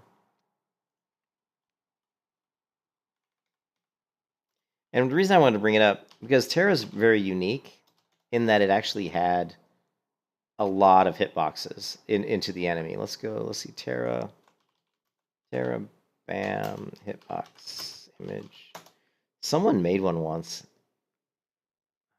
I don't see it. I could draw it for you in Photoshop or something, but someone made once, and it was actually really pretty cool. The Old Republic works, Rift, Ion. You know, we've been doing this wishy-washy shit for far too long, which is why... Anyways, yeah. I've never heard of this Terra server. Limitless Terra? I don't know who put RIP.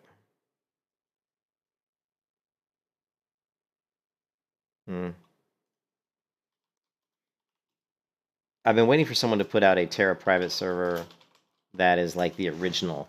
Like, that is like a launch day server, but I've played the Asura one, and I think it was pretty bad.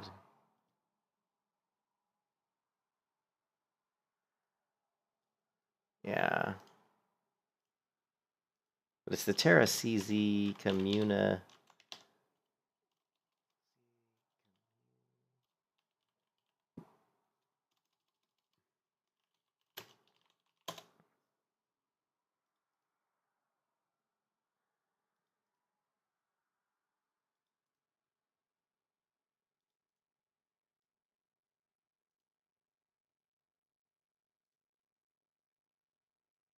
Here it is. Here's the website. Anyways, I'll set that up. I want to start the download while we're in. Hold on one second, guys. I know I'm off. I know I'm on a tangent here, but I really do want to jump into Terra tonight and play a little bit just for fun. So give me a second. I'm going to pause this for just a split second.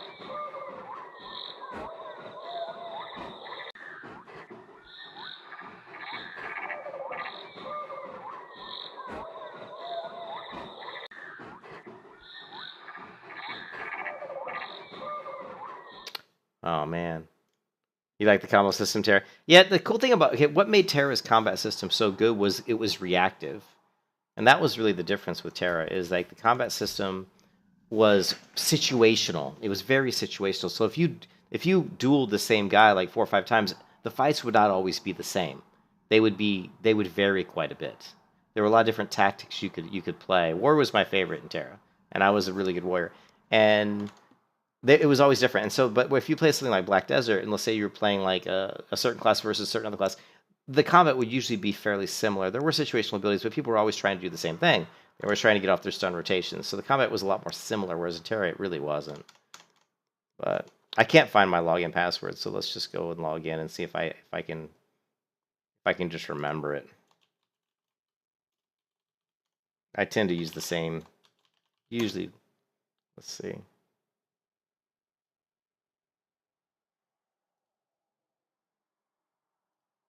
Okay, so I guess that was it. So here you've got Terra Online and yeah, Terra CZ. So we're going to download this one. I think this is the private server that for me worked the best for Terra. So, and it's got a launcher, which is nice too. So let's run this guy, open. And we're going to install this. We're actually going to install this on my super, super fast hard drive. Blazing fast hard drive. And sure, we'll clear that. Alright. Let me bookmark this too. But yeah, it's the problem with the Terra private servers is they're usually later versions of Terra, and so they just don't have that challenging content anymore, which really sucks. You know, I would love to see, like, you can't, because like to me, I can enjoy playing Terra solo if it has that early release of the game because the content's really fun and challenging. You can go fight some of the BAMs in the game; they're actually really hard to take down. But then later on in the later versions of the game, they nerfed it so much that doing that is just no fun. You know, you're not really playing. You know, you're not really playing. You can't really play solo and really enjoy it because it's just too easy. It's not challenging enough.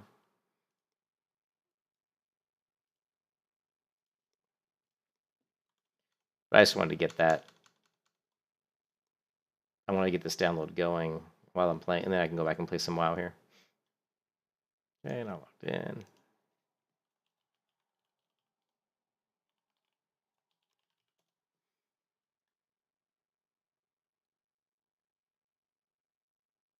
And the problem is, for some reason, people haven't. I guess they haven't figured out how to. They haven't figured out how to create like an older version of the client, and I don't really understand how they. I don't know. I don't know how it works, but no one apparently wants. And I think people want to run later versions of games because there's more classes that have been added to the game and stuff like that. So.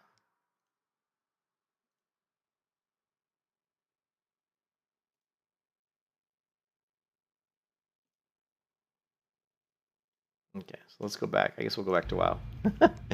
This is the problem. See, this is what happens when I play, World of Warcraft. I like World of Warcraft, but I've done it so many times. It's easy for me to get distracted by a different game and be like, oh, I want to go play this game, but...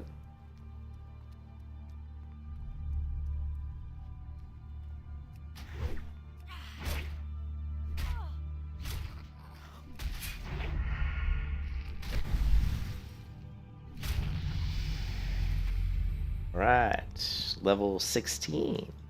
And we're still putting our talent points into hit rating at this point, okay?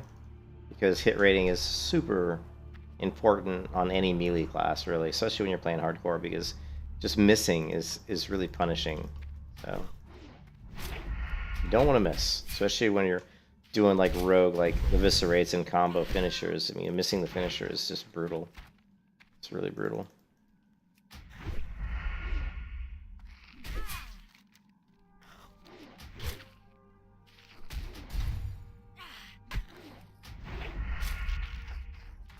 You know what I've always wanted to do was put together a streaming schedule and just stick to it. I think that would, because I always have a problem nowadays because there's no game that I play that I haven't played for years, you know what I mean? Yeah, I mean I play a lot of games, but there's no game that's out right now that's just like either new enough to me or or that I could just get in there and play like for weeks on end and enjoy it, other than Season of Mastery. Season of Mastery, when we're doing the Road to Ragnaros, I will be very dedicated to that, and I will be focusing very heavily on that. So you won't see me jumping around as much. You'll see me just really working, because I'll be leveling hardcore, and I've got to get up there and try to run, molten core, and so that's going to be... I'm going the wrong direction. That's going to be really interesting. So, or maybe... No, I'm going the right direction. I forgot what I was doing. There's some quests over here, so we want to knock these quests out here. Let's see. So this is downloading. Okay. It is downloading. But I think we're all waiting. All the big MMO, all people who love MMOs like I do, we're all waiting for that, that next big MMO. But I just don't see one coming out that's going to be what I want. It's going to have difficult content. Not right now. I mean, I'm not saying that we won't get one, but right now it just doesn't seem like we're going to have anything. Like, I don't think Ashes of Creation is going to be very good. I just don't. I mean, I hope it is. I hope it's great. I hope it's fantastic. But I don't have a lot of faith in Stephen Shotwell. Or the guy, whatever. Stephen Sharif, sorry.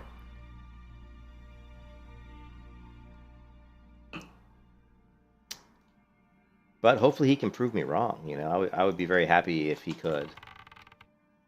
But since it's a map control type game, you know, map point control, resource control, it's going to lend itself to a very, you know, ganky, griefing type of system that it's just full of a bunch of EP losers, you know. So, but we'll see. Time will tell.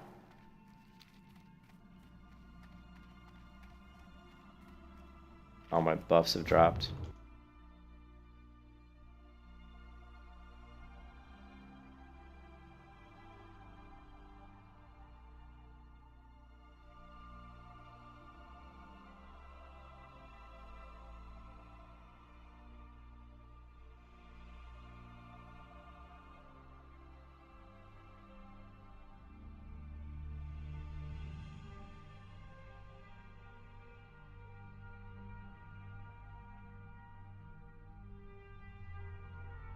Ooh, they're gonna let us lock our name into Revelation. What?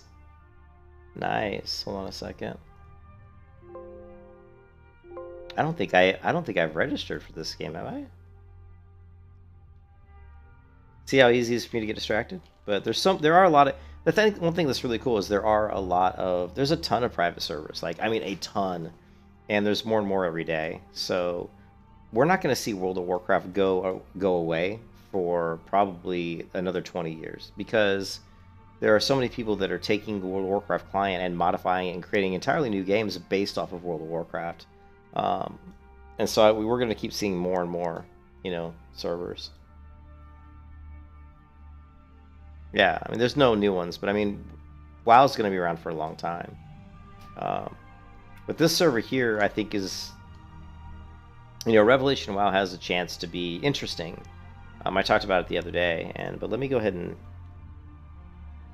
I thought I registered for this one, but I don't see it in my password program. So I usually store, you know, passwords for everything, so...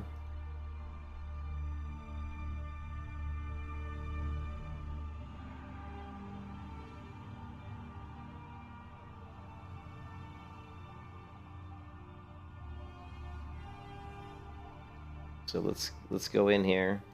What's this? YGH8 BHN.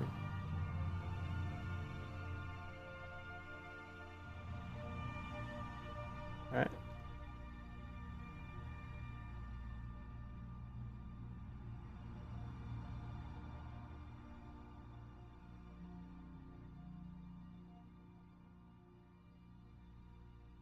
It's weird. Huh. I don't see the Gmail link off the Google homepage for some reason. Google's... What is going on?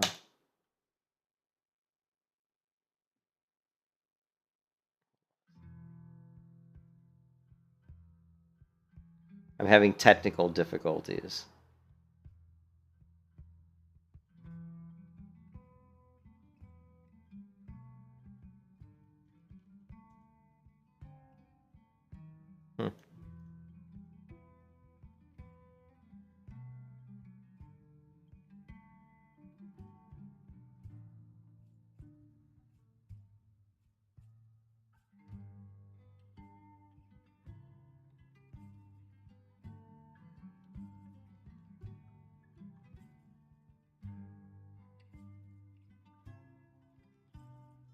I can't get Gmail to come up.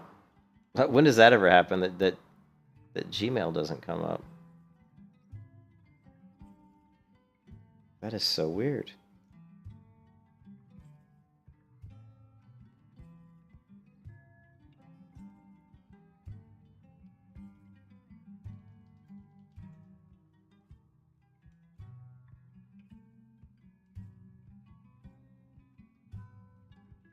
What the hell? It's like even my browser. Is this like my browser's not working? I don't know what's going on. Maybe it's because I'm downloading that, but it shouldn't. Yeah, I've never had that happen before. But you said true. If you think about all the MMOs, most people playing MMOs that are really old. Yeah, WoW Ascension is fun. I actually really enjoyed it, actually. But the one problem with WoW Ascension is you're basically creating characters that are very overpowered because of the fact that you have the access to all the talent trees from all the classes to roll into just one character. So it's exciting and it's fun, and there's so much customization, but there's a little bit of a problem that you can just become too powerful, and it's so the content, like the characters you create in Ascension, there really isn't much challenge in the game because you just basically roll over mobs, to some degree. But it's super fun. It's actually, I really like it. Yeah, I don't know what's going on, but I can't even open up. Look at this. I can't even open up like Gmail. I don't know what's going on. Let me try to open up like, I don't know, NFL.com or something. Oh, see, that popped right up. It's like Gmail's down or something. How about I don't know, Amazon or something? Yeah, it came. Yeah, it's just Gmail. For some reason, like Gmail's down, dude. Which kind of sucks because I needed that to verify this account. But anyways, so here's Revelation, and it looks like I don't know. I don't think it's gonna let me sign in because I haven't confirmed my account, which is why I want to go to Gmail.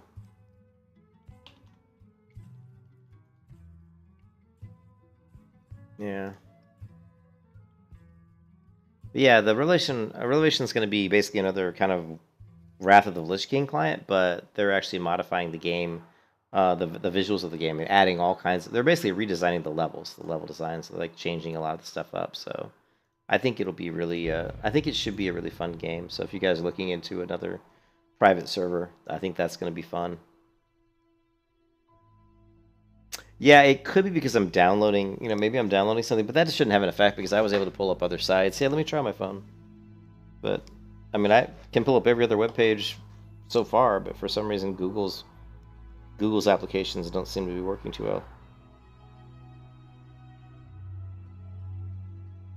Nah, it looks like that's weird. It looks like my phone might be working. Yeah, I can pull up my phone, so that kind of sucks. So let me I can confirm the link on my phone. So it's something to do with my computer here. That pisses me off. I don't know what's going on. Maybe it's I don't want sync turned on. Turn off.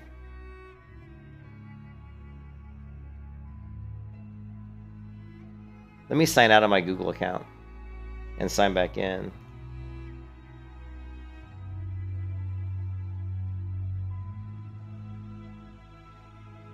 Yeah, because I actually have about 3 different Google accounts.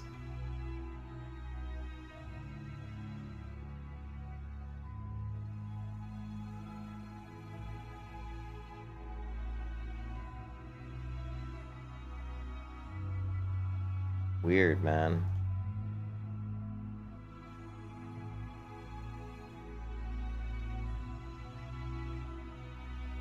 Yeah, it seems to be working now. Yeah, it's working now. I just signed out, signed back in, and now it's working. So yeah, I don't know. Once I signed out and signed back in, it's fine.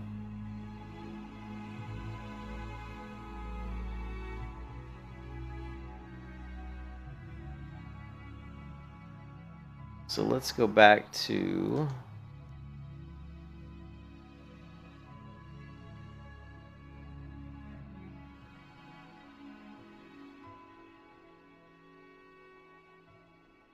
all right.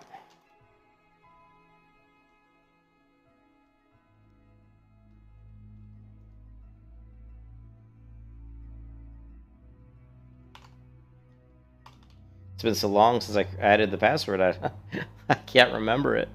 Oh, come on. How hilarious is that? It took me so long to get to the point where I could verify. I can't remember what password I used. Oh my god. Oh my god, you gotta be kidding me. That's so sad. That's so pathetic.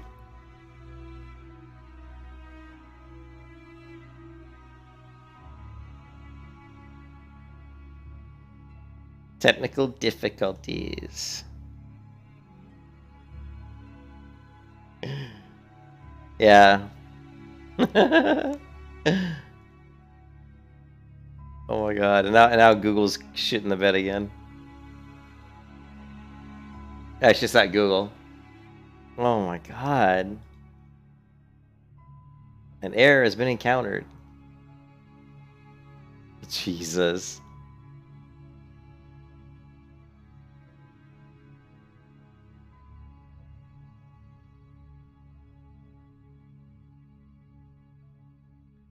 Holy crap.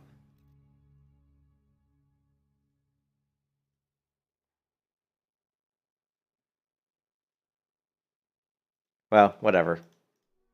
Whatever. Sorry, I know I got a big tangent there, but...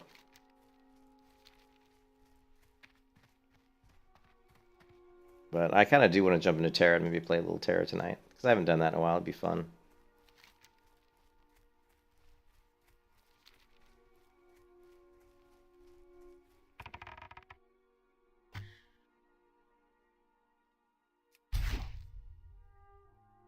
Yeah, I hate it when like stuff that normally works like 90% of the time, all of a sudden for some reason isn't working, and you're like, what the hell? You know.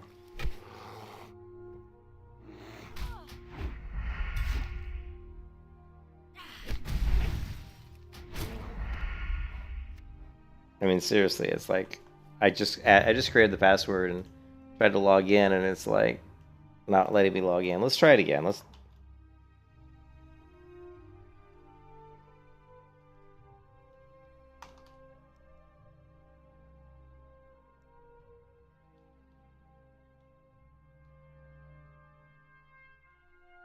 Is that a Z? I can't even tell if that's a Z or not. Yeah, didn't work.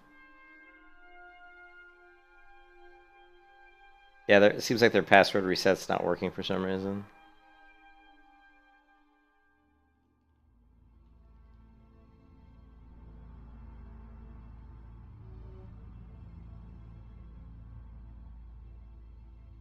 There. Easy to read now. Don't know if that's a G or... I have no idea what that is. Let's try that. That's not going to work. How about... Let's try this one. Now, is that an O or a 0? This is the kind of stuff I hate. I hate when they do these captcha shit, you know? I don't know if that's an O or a 0. I'm going to say it's a 0. AC8IA. Of course, this isn't going to work either.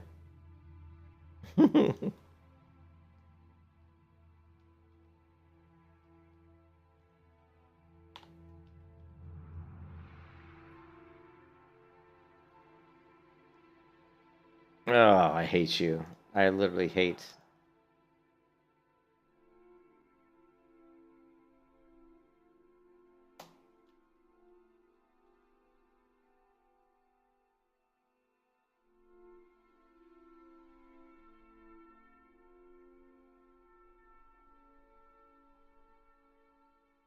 Oh, I see what it did.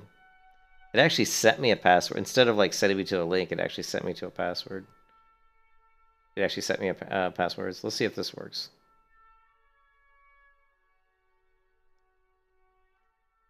Let us see if this works.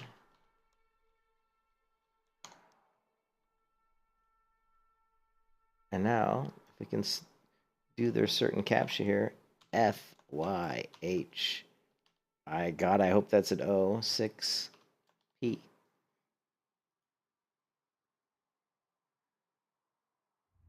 We're in. Ha ha!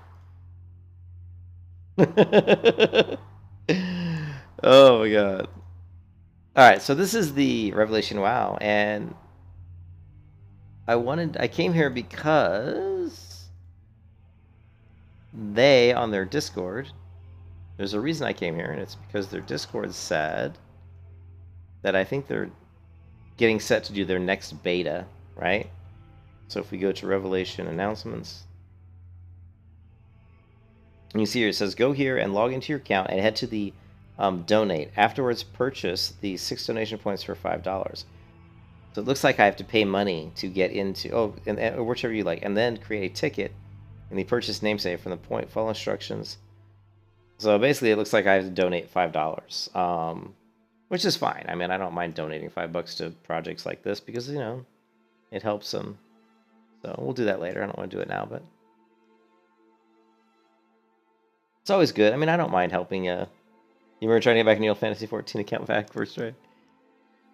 It's always good to help those guys out. I think, you know, people who are striving to start their own company, their own servers.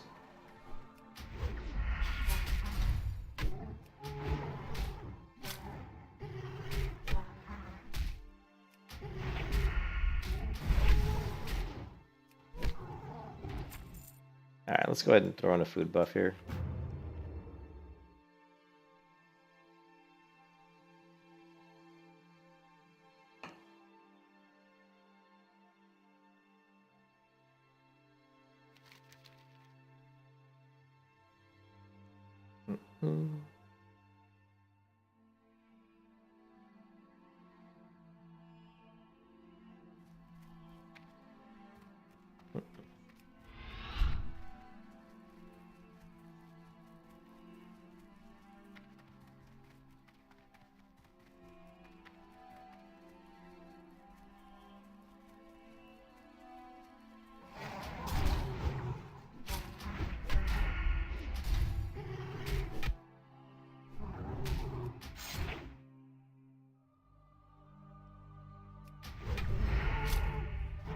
Yeah, I'm working on a quest. Yeah, I'm just trying to. Yeah, there's a quest up here.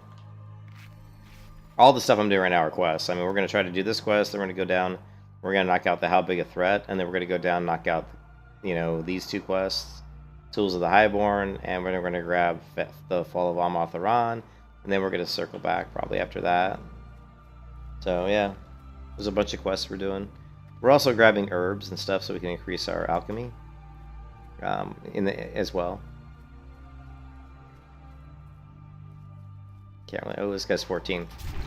This guy's gonna do some good damage. Oh, also we did hit level 16, so I need to hit the trainer as well.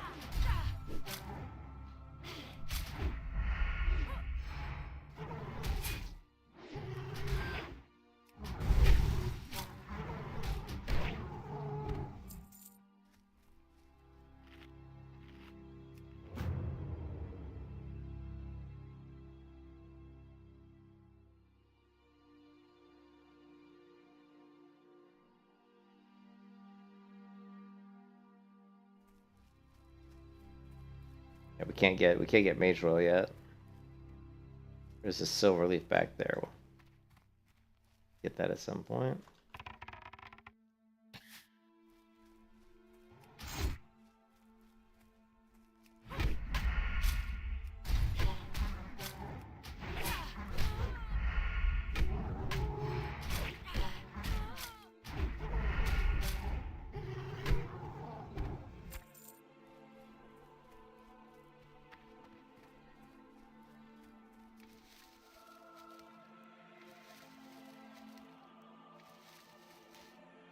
You can see some poor guy died over here. Corpse of Morbid Desire. I swear there's people creating these weird names and killing themselves on purpose.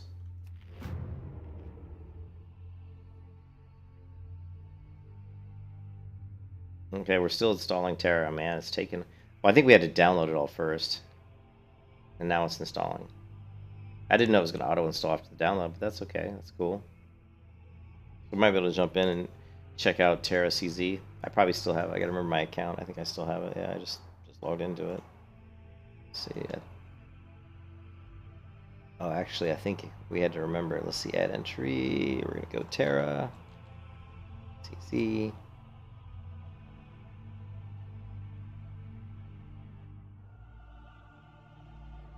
Man, my password program had the amount of like game accounts I have on my password program, guys, is like a lot.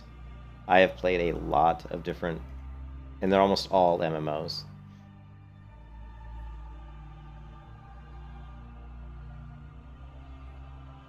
Lots of MMOs. Okay, we just need to discover it, so we're good. Let's get out of here. Although there is an Earth root up there. I don't. He's only level 12. Can I take out 2 of them? Are there 3 of them? No, it's just 2 of them. Where's the earth root at? Right here. Let's do it. We'll see if we can take these 2 out. We're going to start off with a rupture.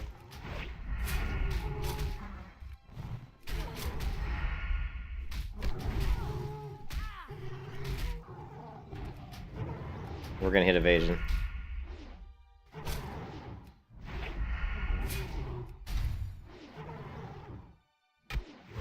Holy crap.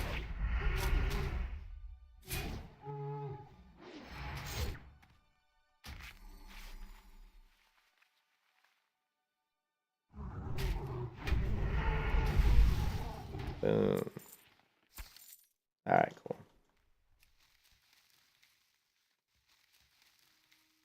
Those guys can be pretty rough.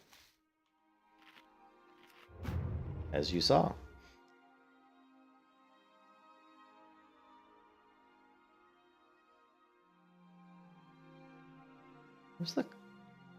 Where's the time? I don't have it on the clock right now. Alright, so that quest is done. We still need to do how big a threat, and then we'll head down with the tools of the Highborn. Actually, we'll do how big a threat on the way back, maybe.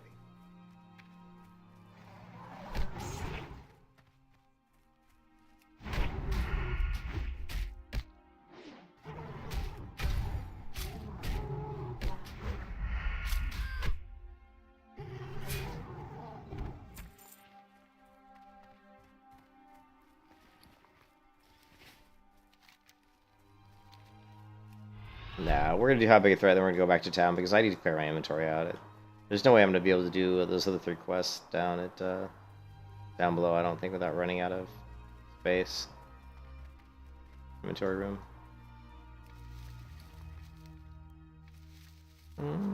Yeah, maybe.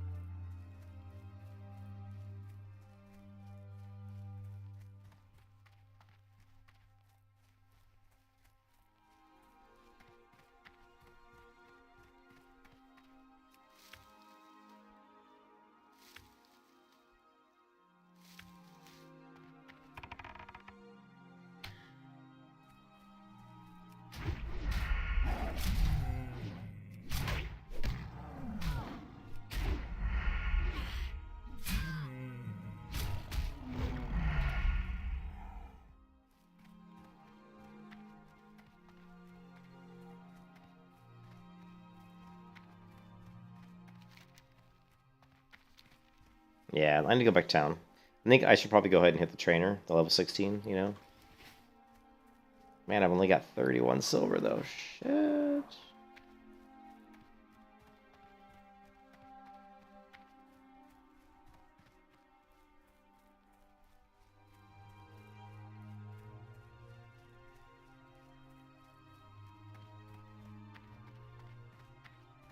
Alright. Did that.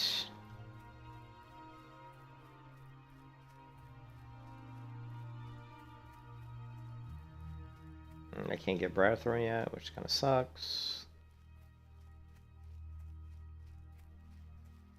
Alright, remind me to get arrows. I need arrows.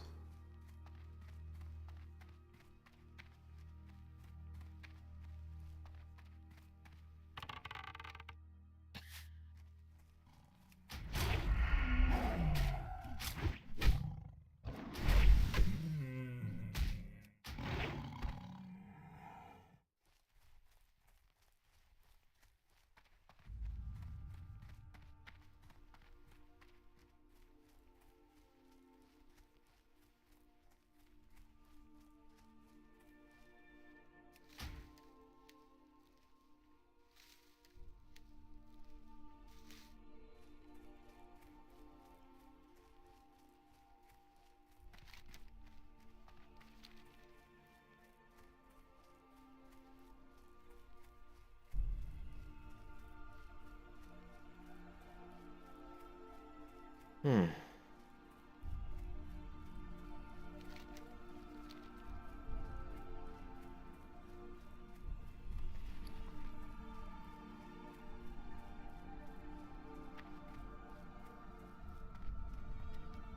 I am honored. God is to watch over you.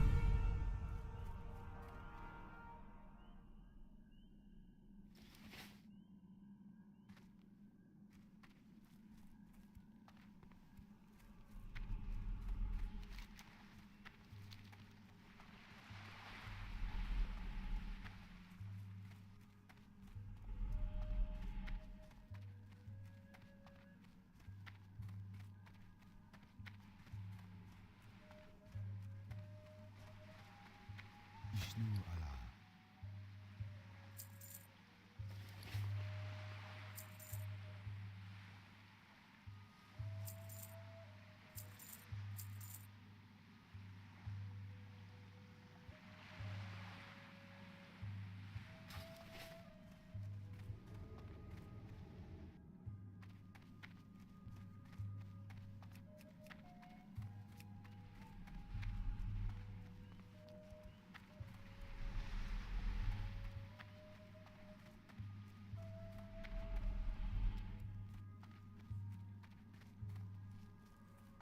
How much money? I got 39 silver.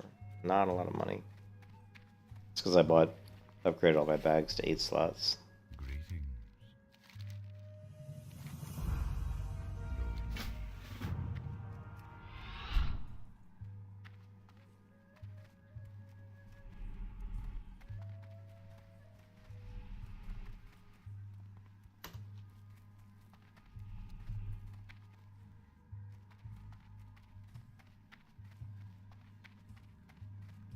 Life for Love Eternal. We need to make sure we have that quest as well. We do, good. Alright, I'm gonna go hit the Rogue Trainer. How may I help? They'll not.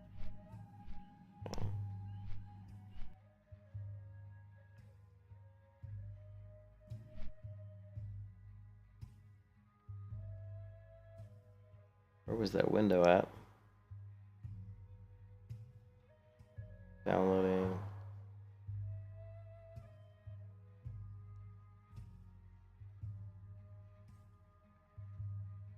I'm like wondering where that. Here's the launcher.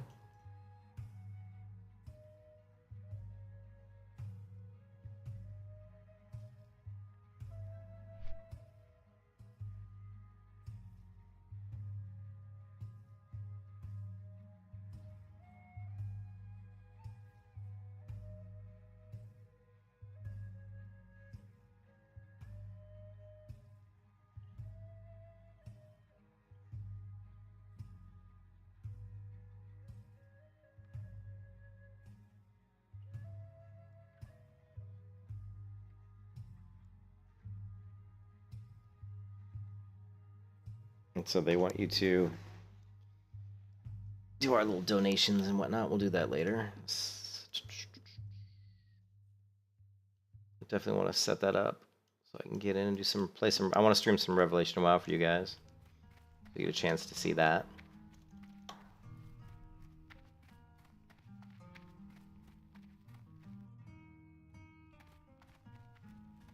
It said it was installing, but here, downloads. Oh, here we go. Installation complete.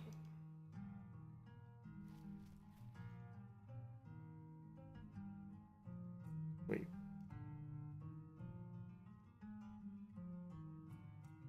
Looks like it aired out. That's not good. I don't remember having an error before running that.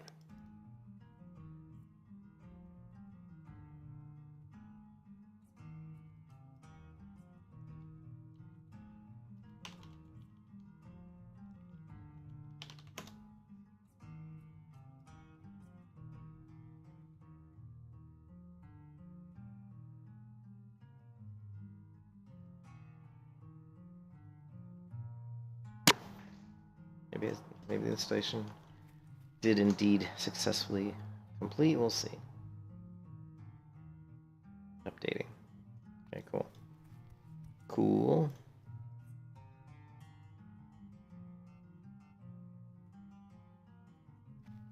I'm always doing about 10. I'm always doing about 10 or 20 things at once, man.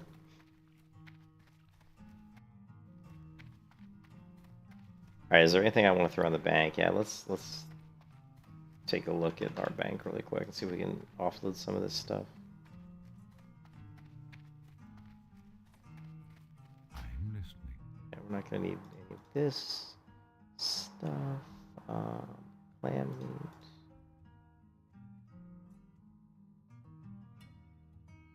There's that we need.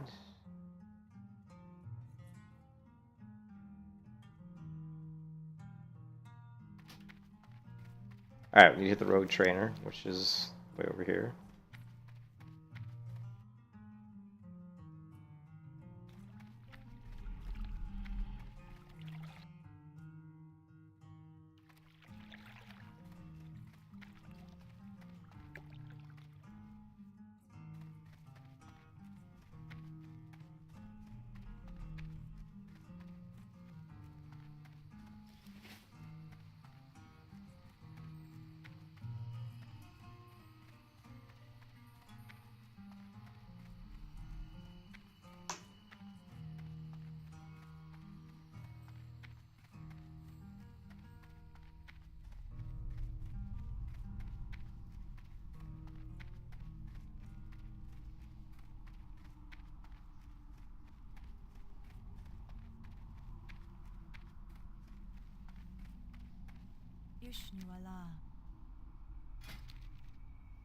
Okay, so we okay, all we got was Eviscerate, which luckily it's not too expensive. We don't really need Faint, you know, we don't need...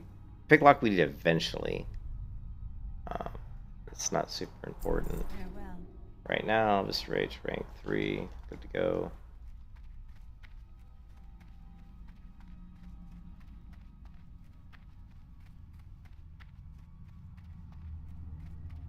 So we ran all the way back here just for Eviscerate right there, but that's okay. I mean, it is useful. The other thing I keep forgetting to do is I need to set my hearth at Dark Shore, which I haven't done. I also should probably... Let me take a look at my skills. Whenever you're in a major city, you should always look at your skills and make sure that you're not close enough to maybe train something. Really, I mean, Herbalism's 50 out of 75. We might be able to train that up. Maybe. And if I probably should check it out. I don't know if 50 is high enough. It should be. I think it is. And then cooking, first aids, fishing.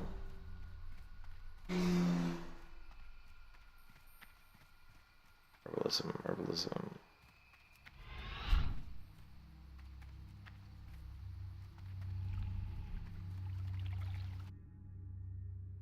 Updates complete. Games. Terra. Play.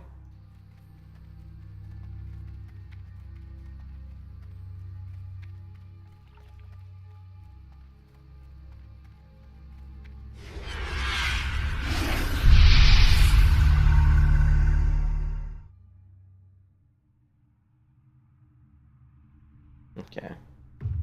The answers we... Now, I should still have my character I created before, probably. Let's find out. Yeah. I've got a level 13 warrior. We go to the server list. Now, what's interesting about this version, it actually says that 2 of the servers are crowded, so that's interesting. Let's also take a look at my exit lag and see what it's picking up for Terra. Whoops, back. Ooh, doesn't have anything set for Terra. I think it's...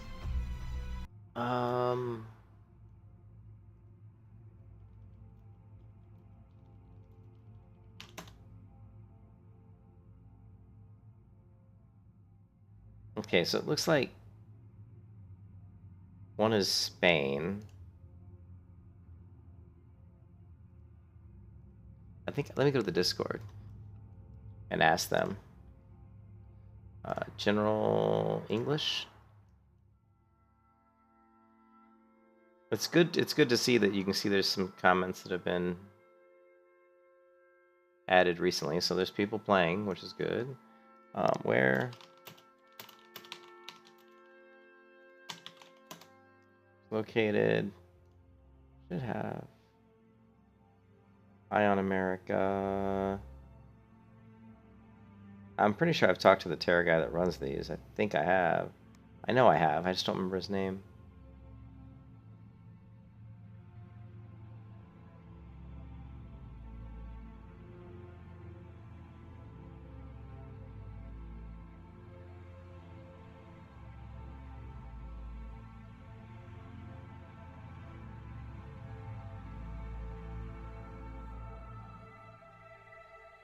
I know I have. What's his name? There's the Ion America dude. Turner Reckoning.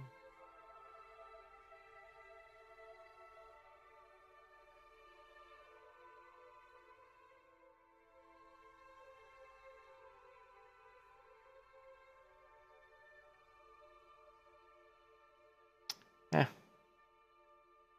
Maybe I didn't talk to the. I'm pretty sure I talked to this guy. Let's see. General screenshots.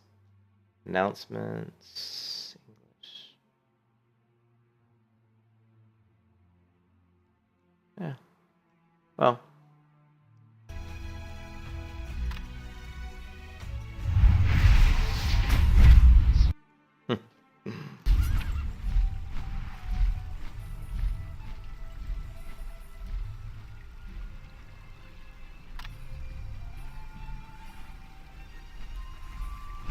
So you can figure out what my ping is.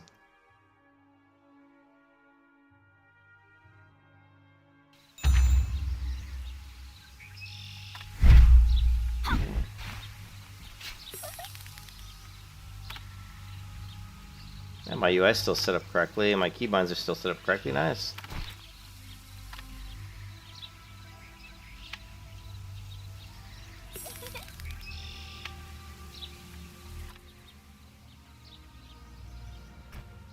But see, this version of Terra also has the really annoying pop-up text bubbles. But anyways, this is Terra. I keep saying there's something that's arrived in my mail system, so I don't know. What is this? Currency to buy special items? I don't know.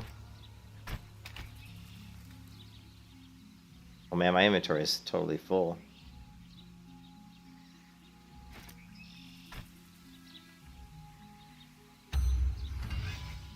You have a new mission. Okay.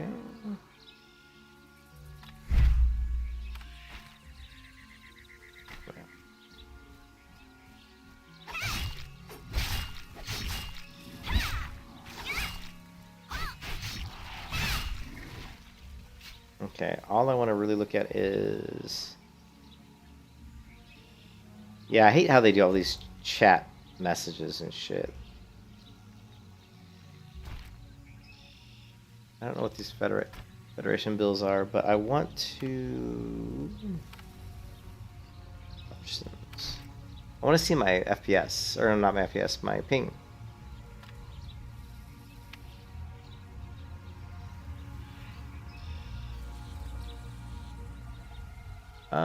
How do you check your ping in Terra? Go to UI settings, display clock, show frame rate. Go to UI settings, display clock.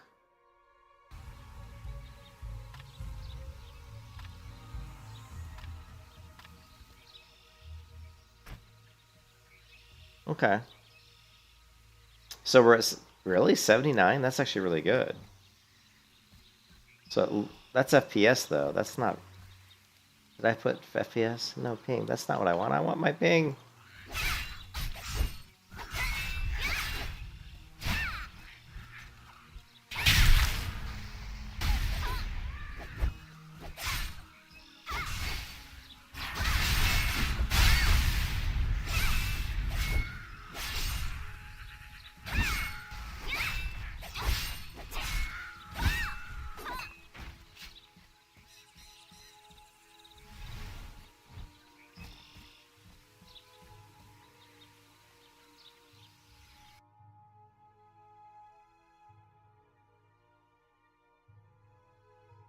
Sorry guys, I know I'm off topic here, but I wanted to check out this server and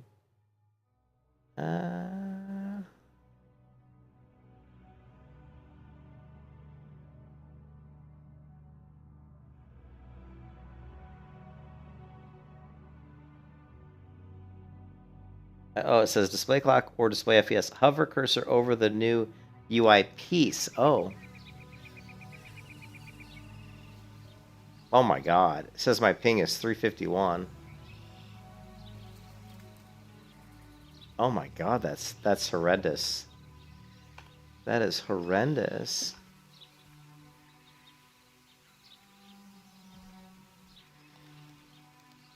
That's so bad.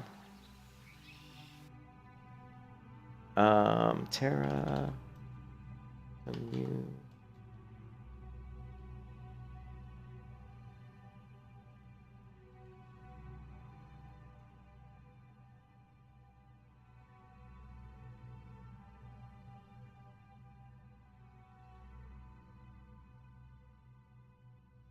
Sorry, when I'm like a dog with a bone, man. Unit.0.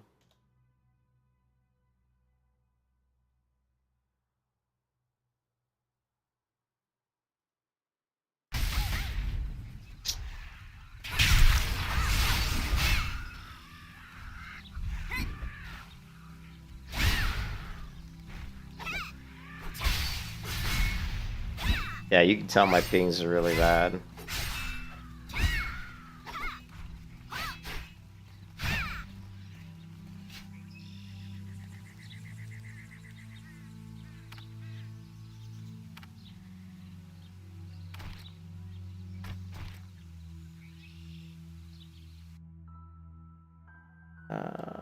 If we can just find the server, the location, I can set it up and see what we can do here. But I know I've probably played it with a better ping than that. That's god awful. Can't play with a 300 ms. That's ridiculous.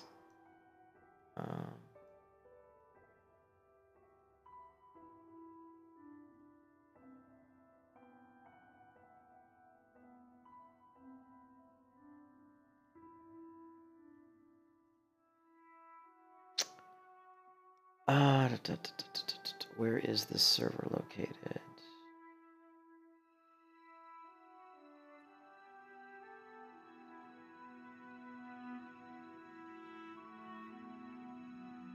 Well, it did say Spain, so let's try Spain. We're going to...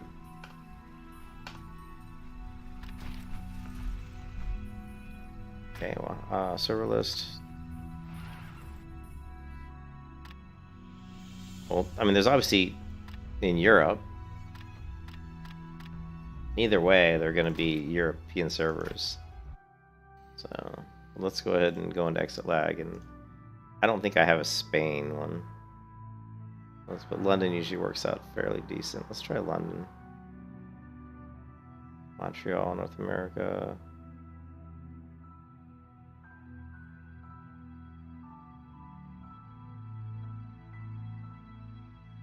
Apply this one. Okay.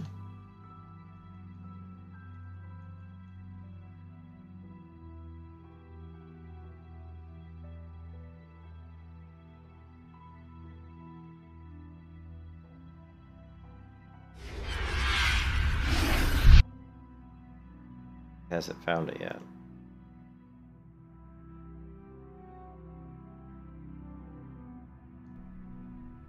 No.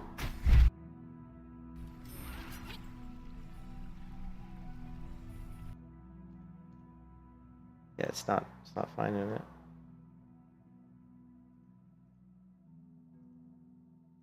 Oh no, here. Okay, it did find it, I believe. But we'll find out.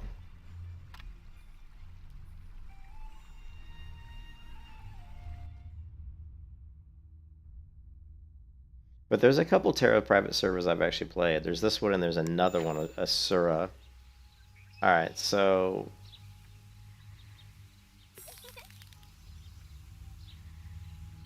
It definitely has dropped, but I mean even 212 is just... I mean that's horrendous. So we went from like 320 to 212. So that's bad.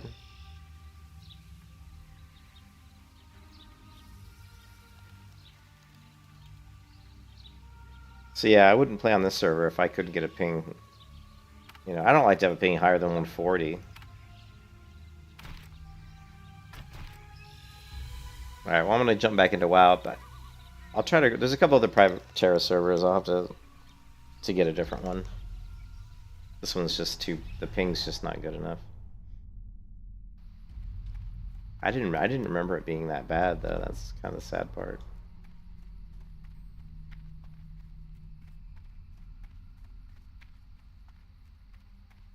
Alright, so let's see if we can raise our herbalism.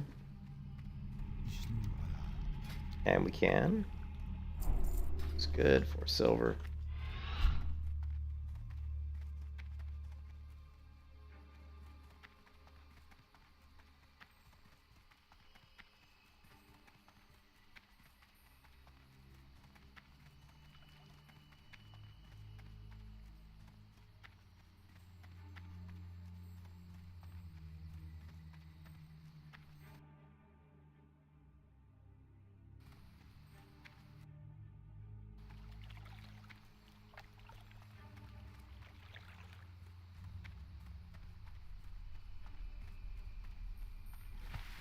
Yeah, I've tried really hard to find like an original Terra like private server, one that's like running a really old client.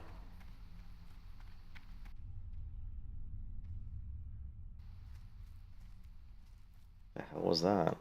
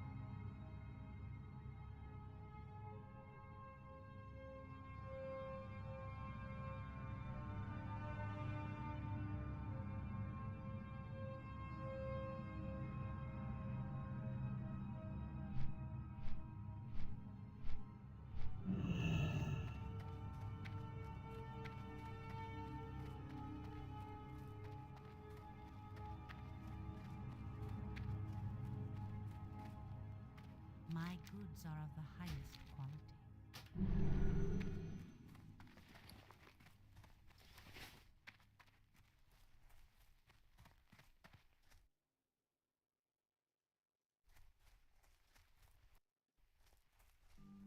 You up to bed, man?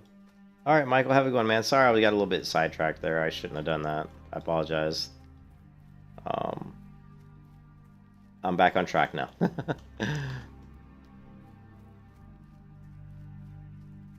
But yeah, it's hard to find good... I mean, trying to find a good private server for Terra is really difficult.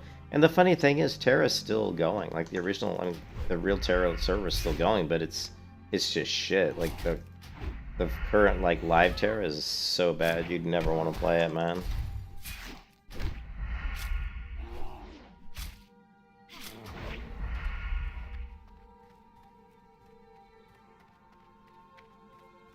Alright, man. Have a good night, dude. I know it's like really what, like 4 or 5 in the morning for you. I mean, right now it's midnight for me. It's 12:03 a.m.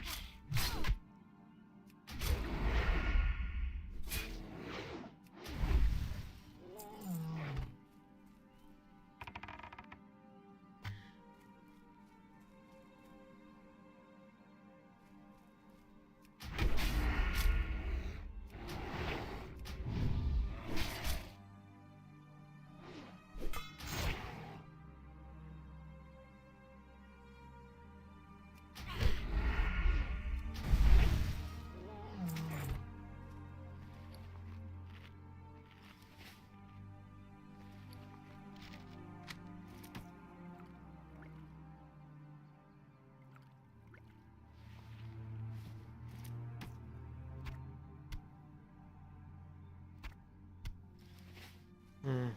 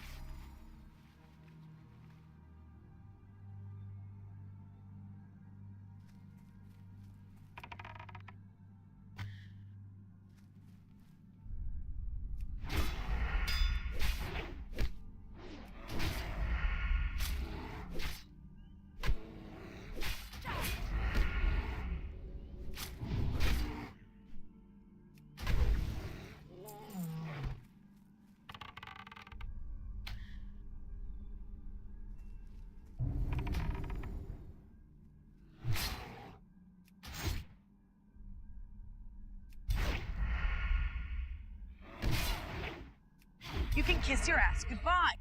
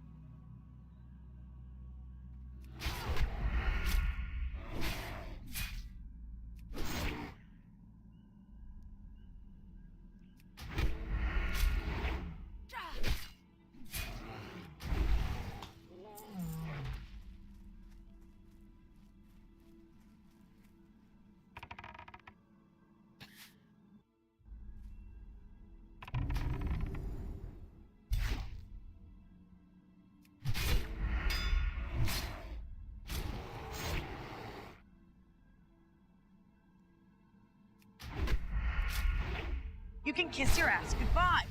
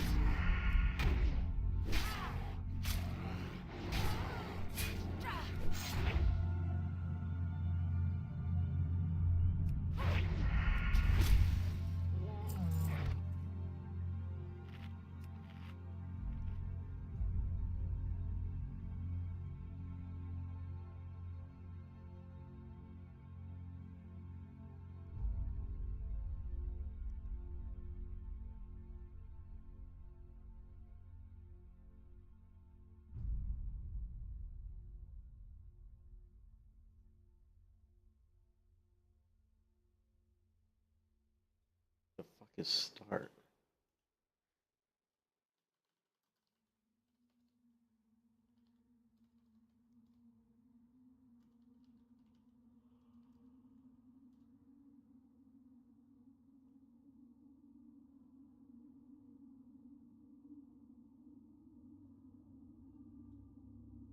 Okay, whatever.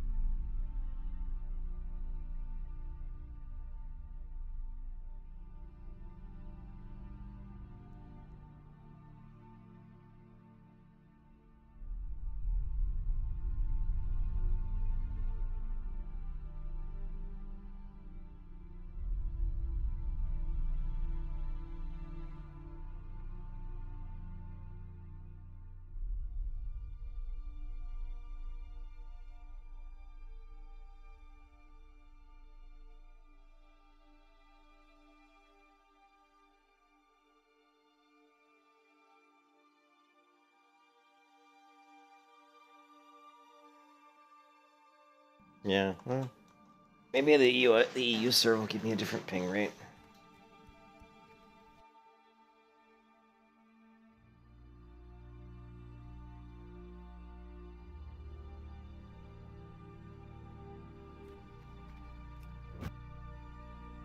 Let me go to here. There, let's try. Oh, we got London. Let's try London again.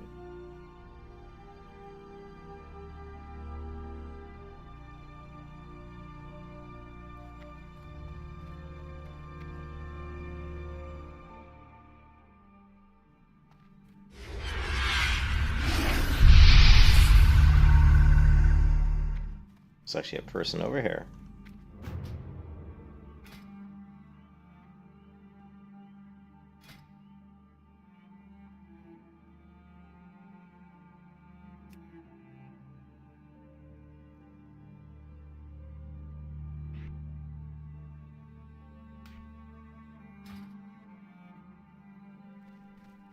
She's done. He just killed her, probably. Yeah, right there.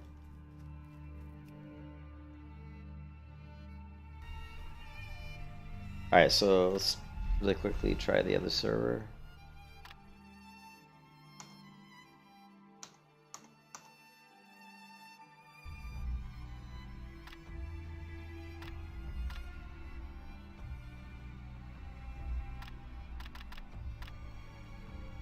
I had this problem before where it wouldn't let me enter the EU server for some reason. And I don't know why. This is the problem I had before where I couldn't physically enter this server.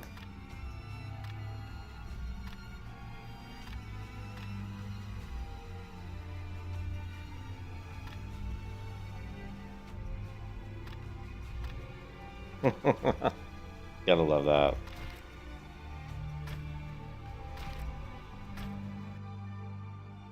I gotta talk to the guy who runs that server and see what the heck he's doing.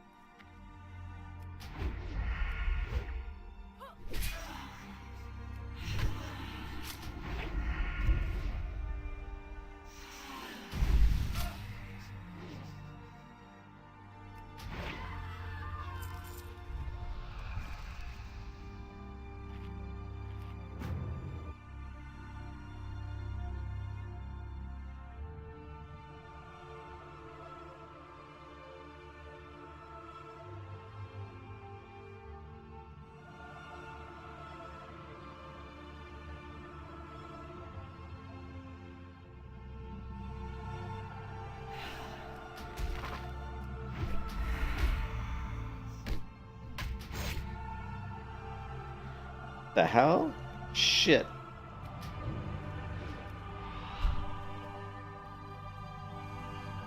Getting attacked by some rare mob. Lady Moongazer, that's like one of those rare mobs.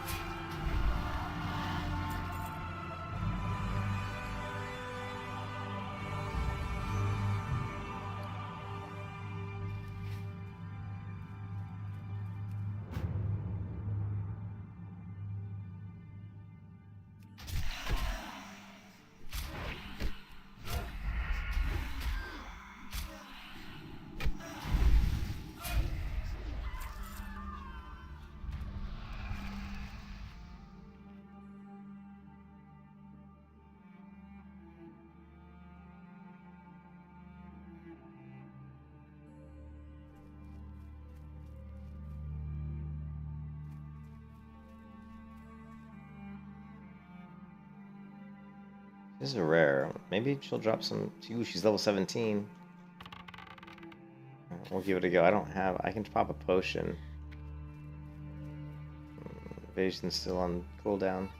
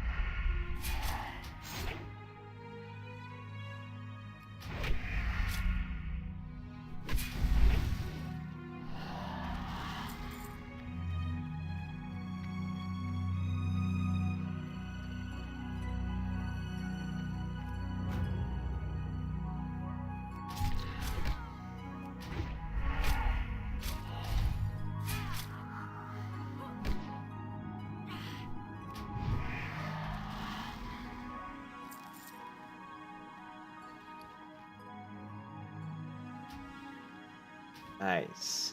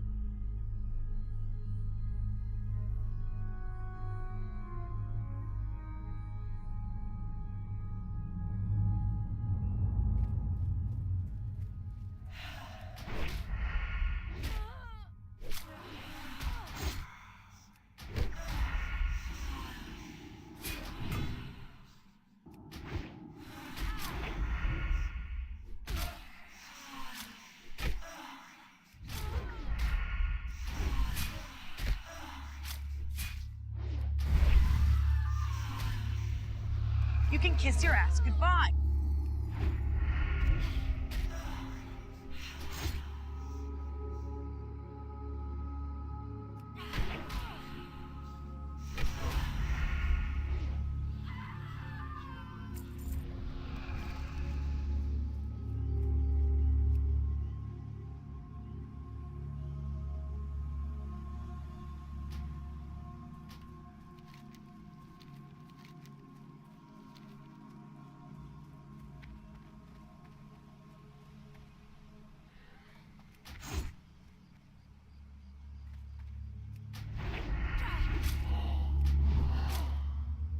You can kiss your ass goodbye.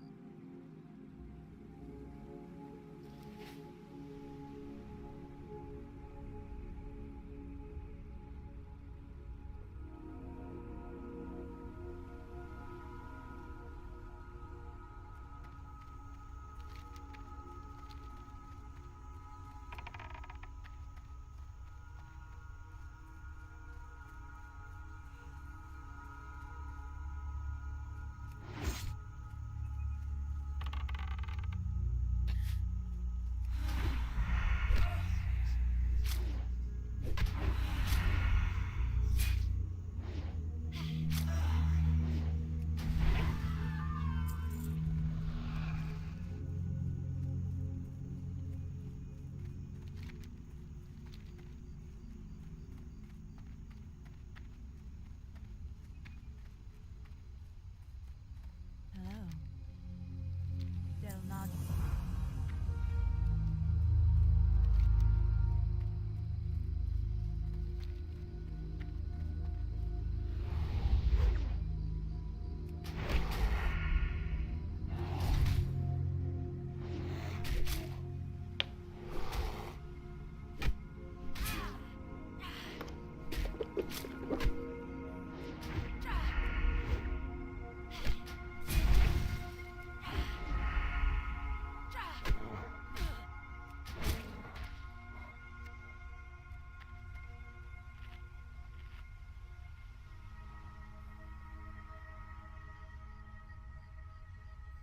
Need some better gear, man. My gear's just not good.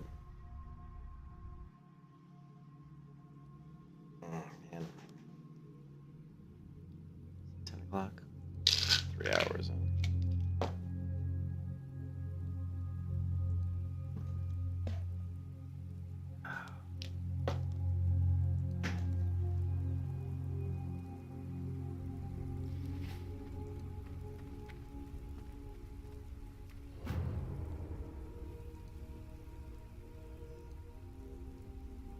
Oh my god, my stealth is so slow.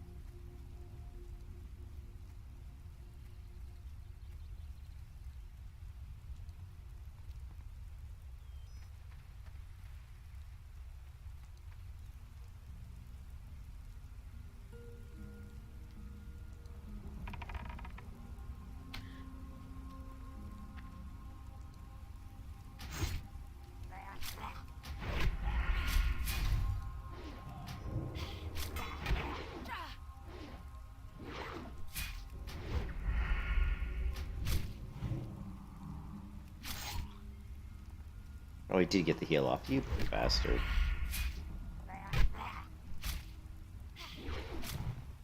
You can kiss your ass goodbye.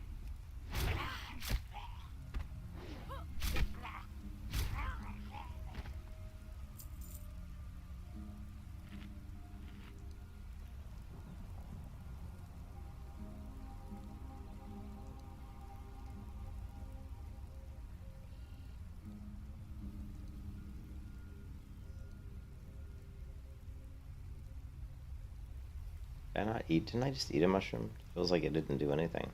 It like did nothing. My health is not moving. It's because my health regeneration was reduced by 50%. Man, this rabies is a terrible debuff.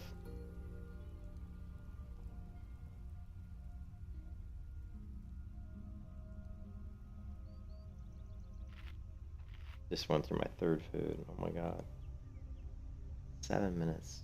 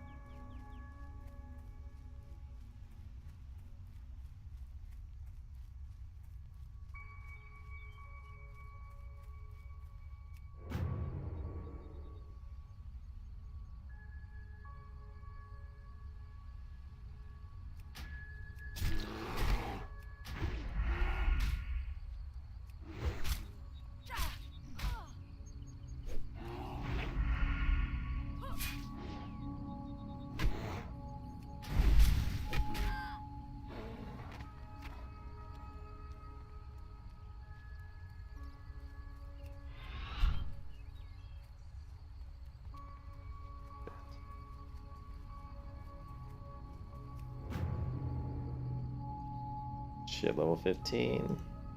Corpse of Full Send. Okay.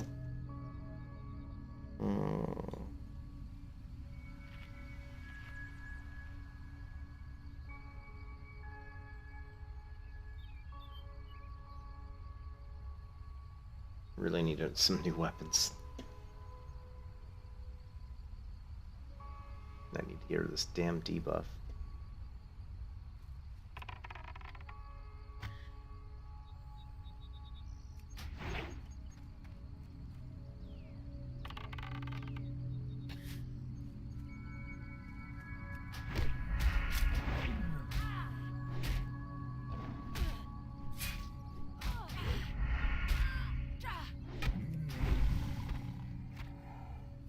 Finally got our first Moonstalker Fang. About time.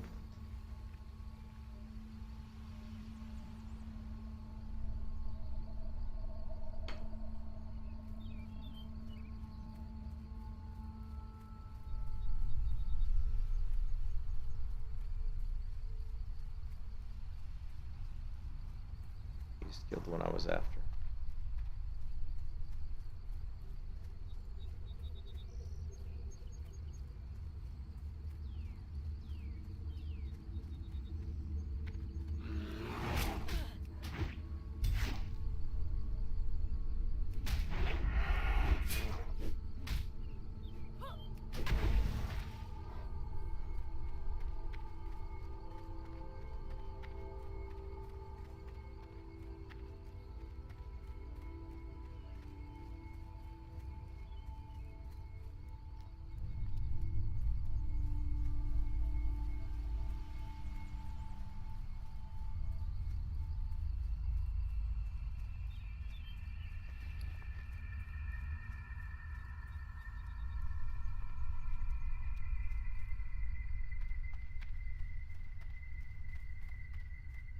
I am honored.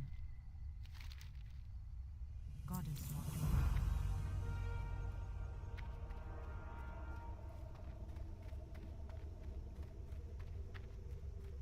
Illume be with you.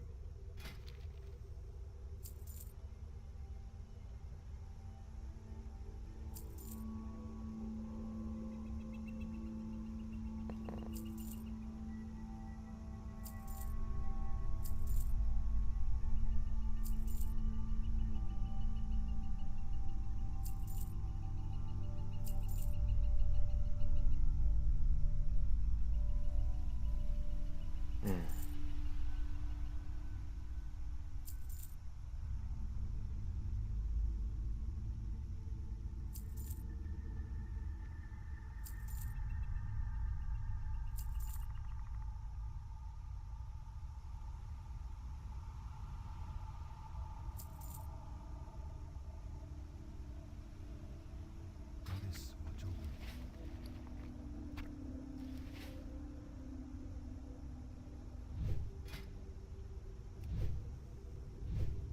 I am honored.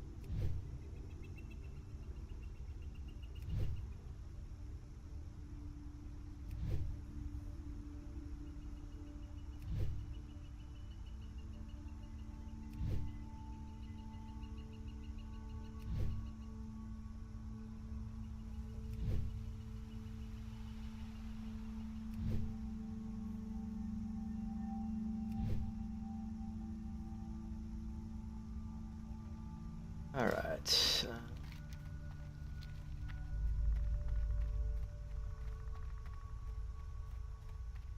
For love eternal.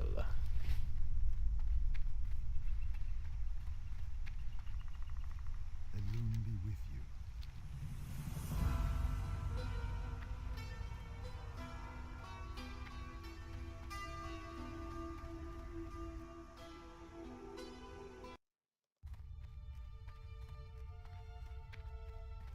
Feel free to browse. Tear, grief.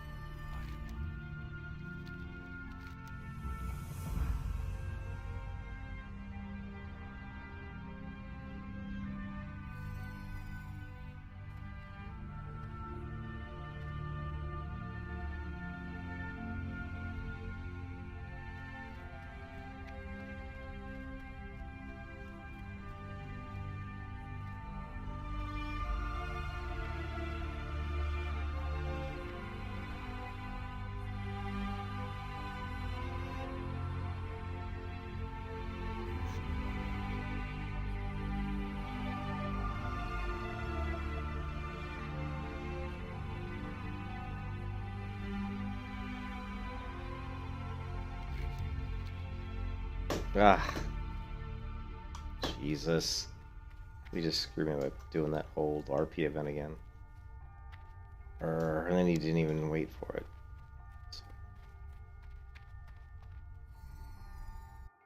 Err.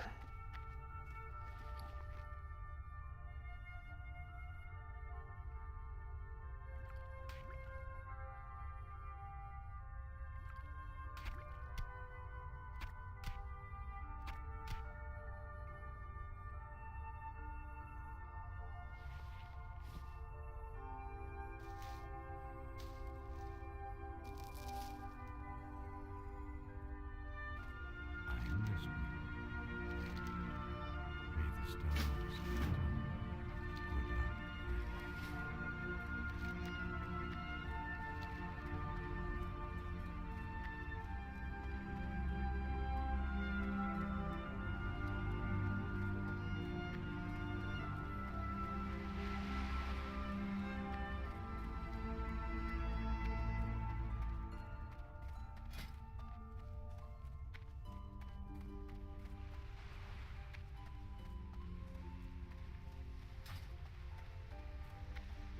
Peace be with you. Fools, thy word. Ganadres. Farewell.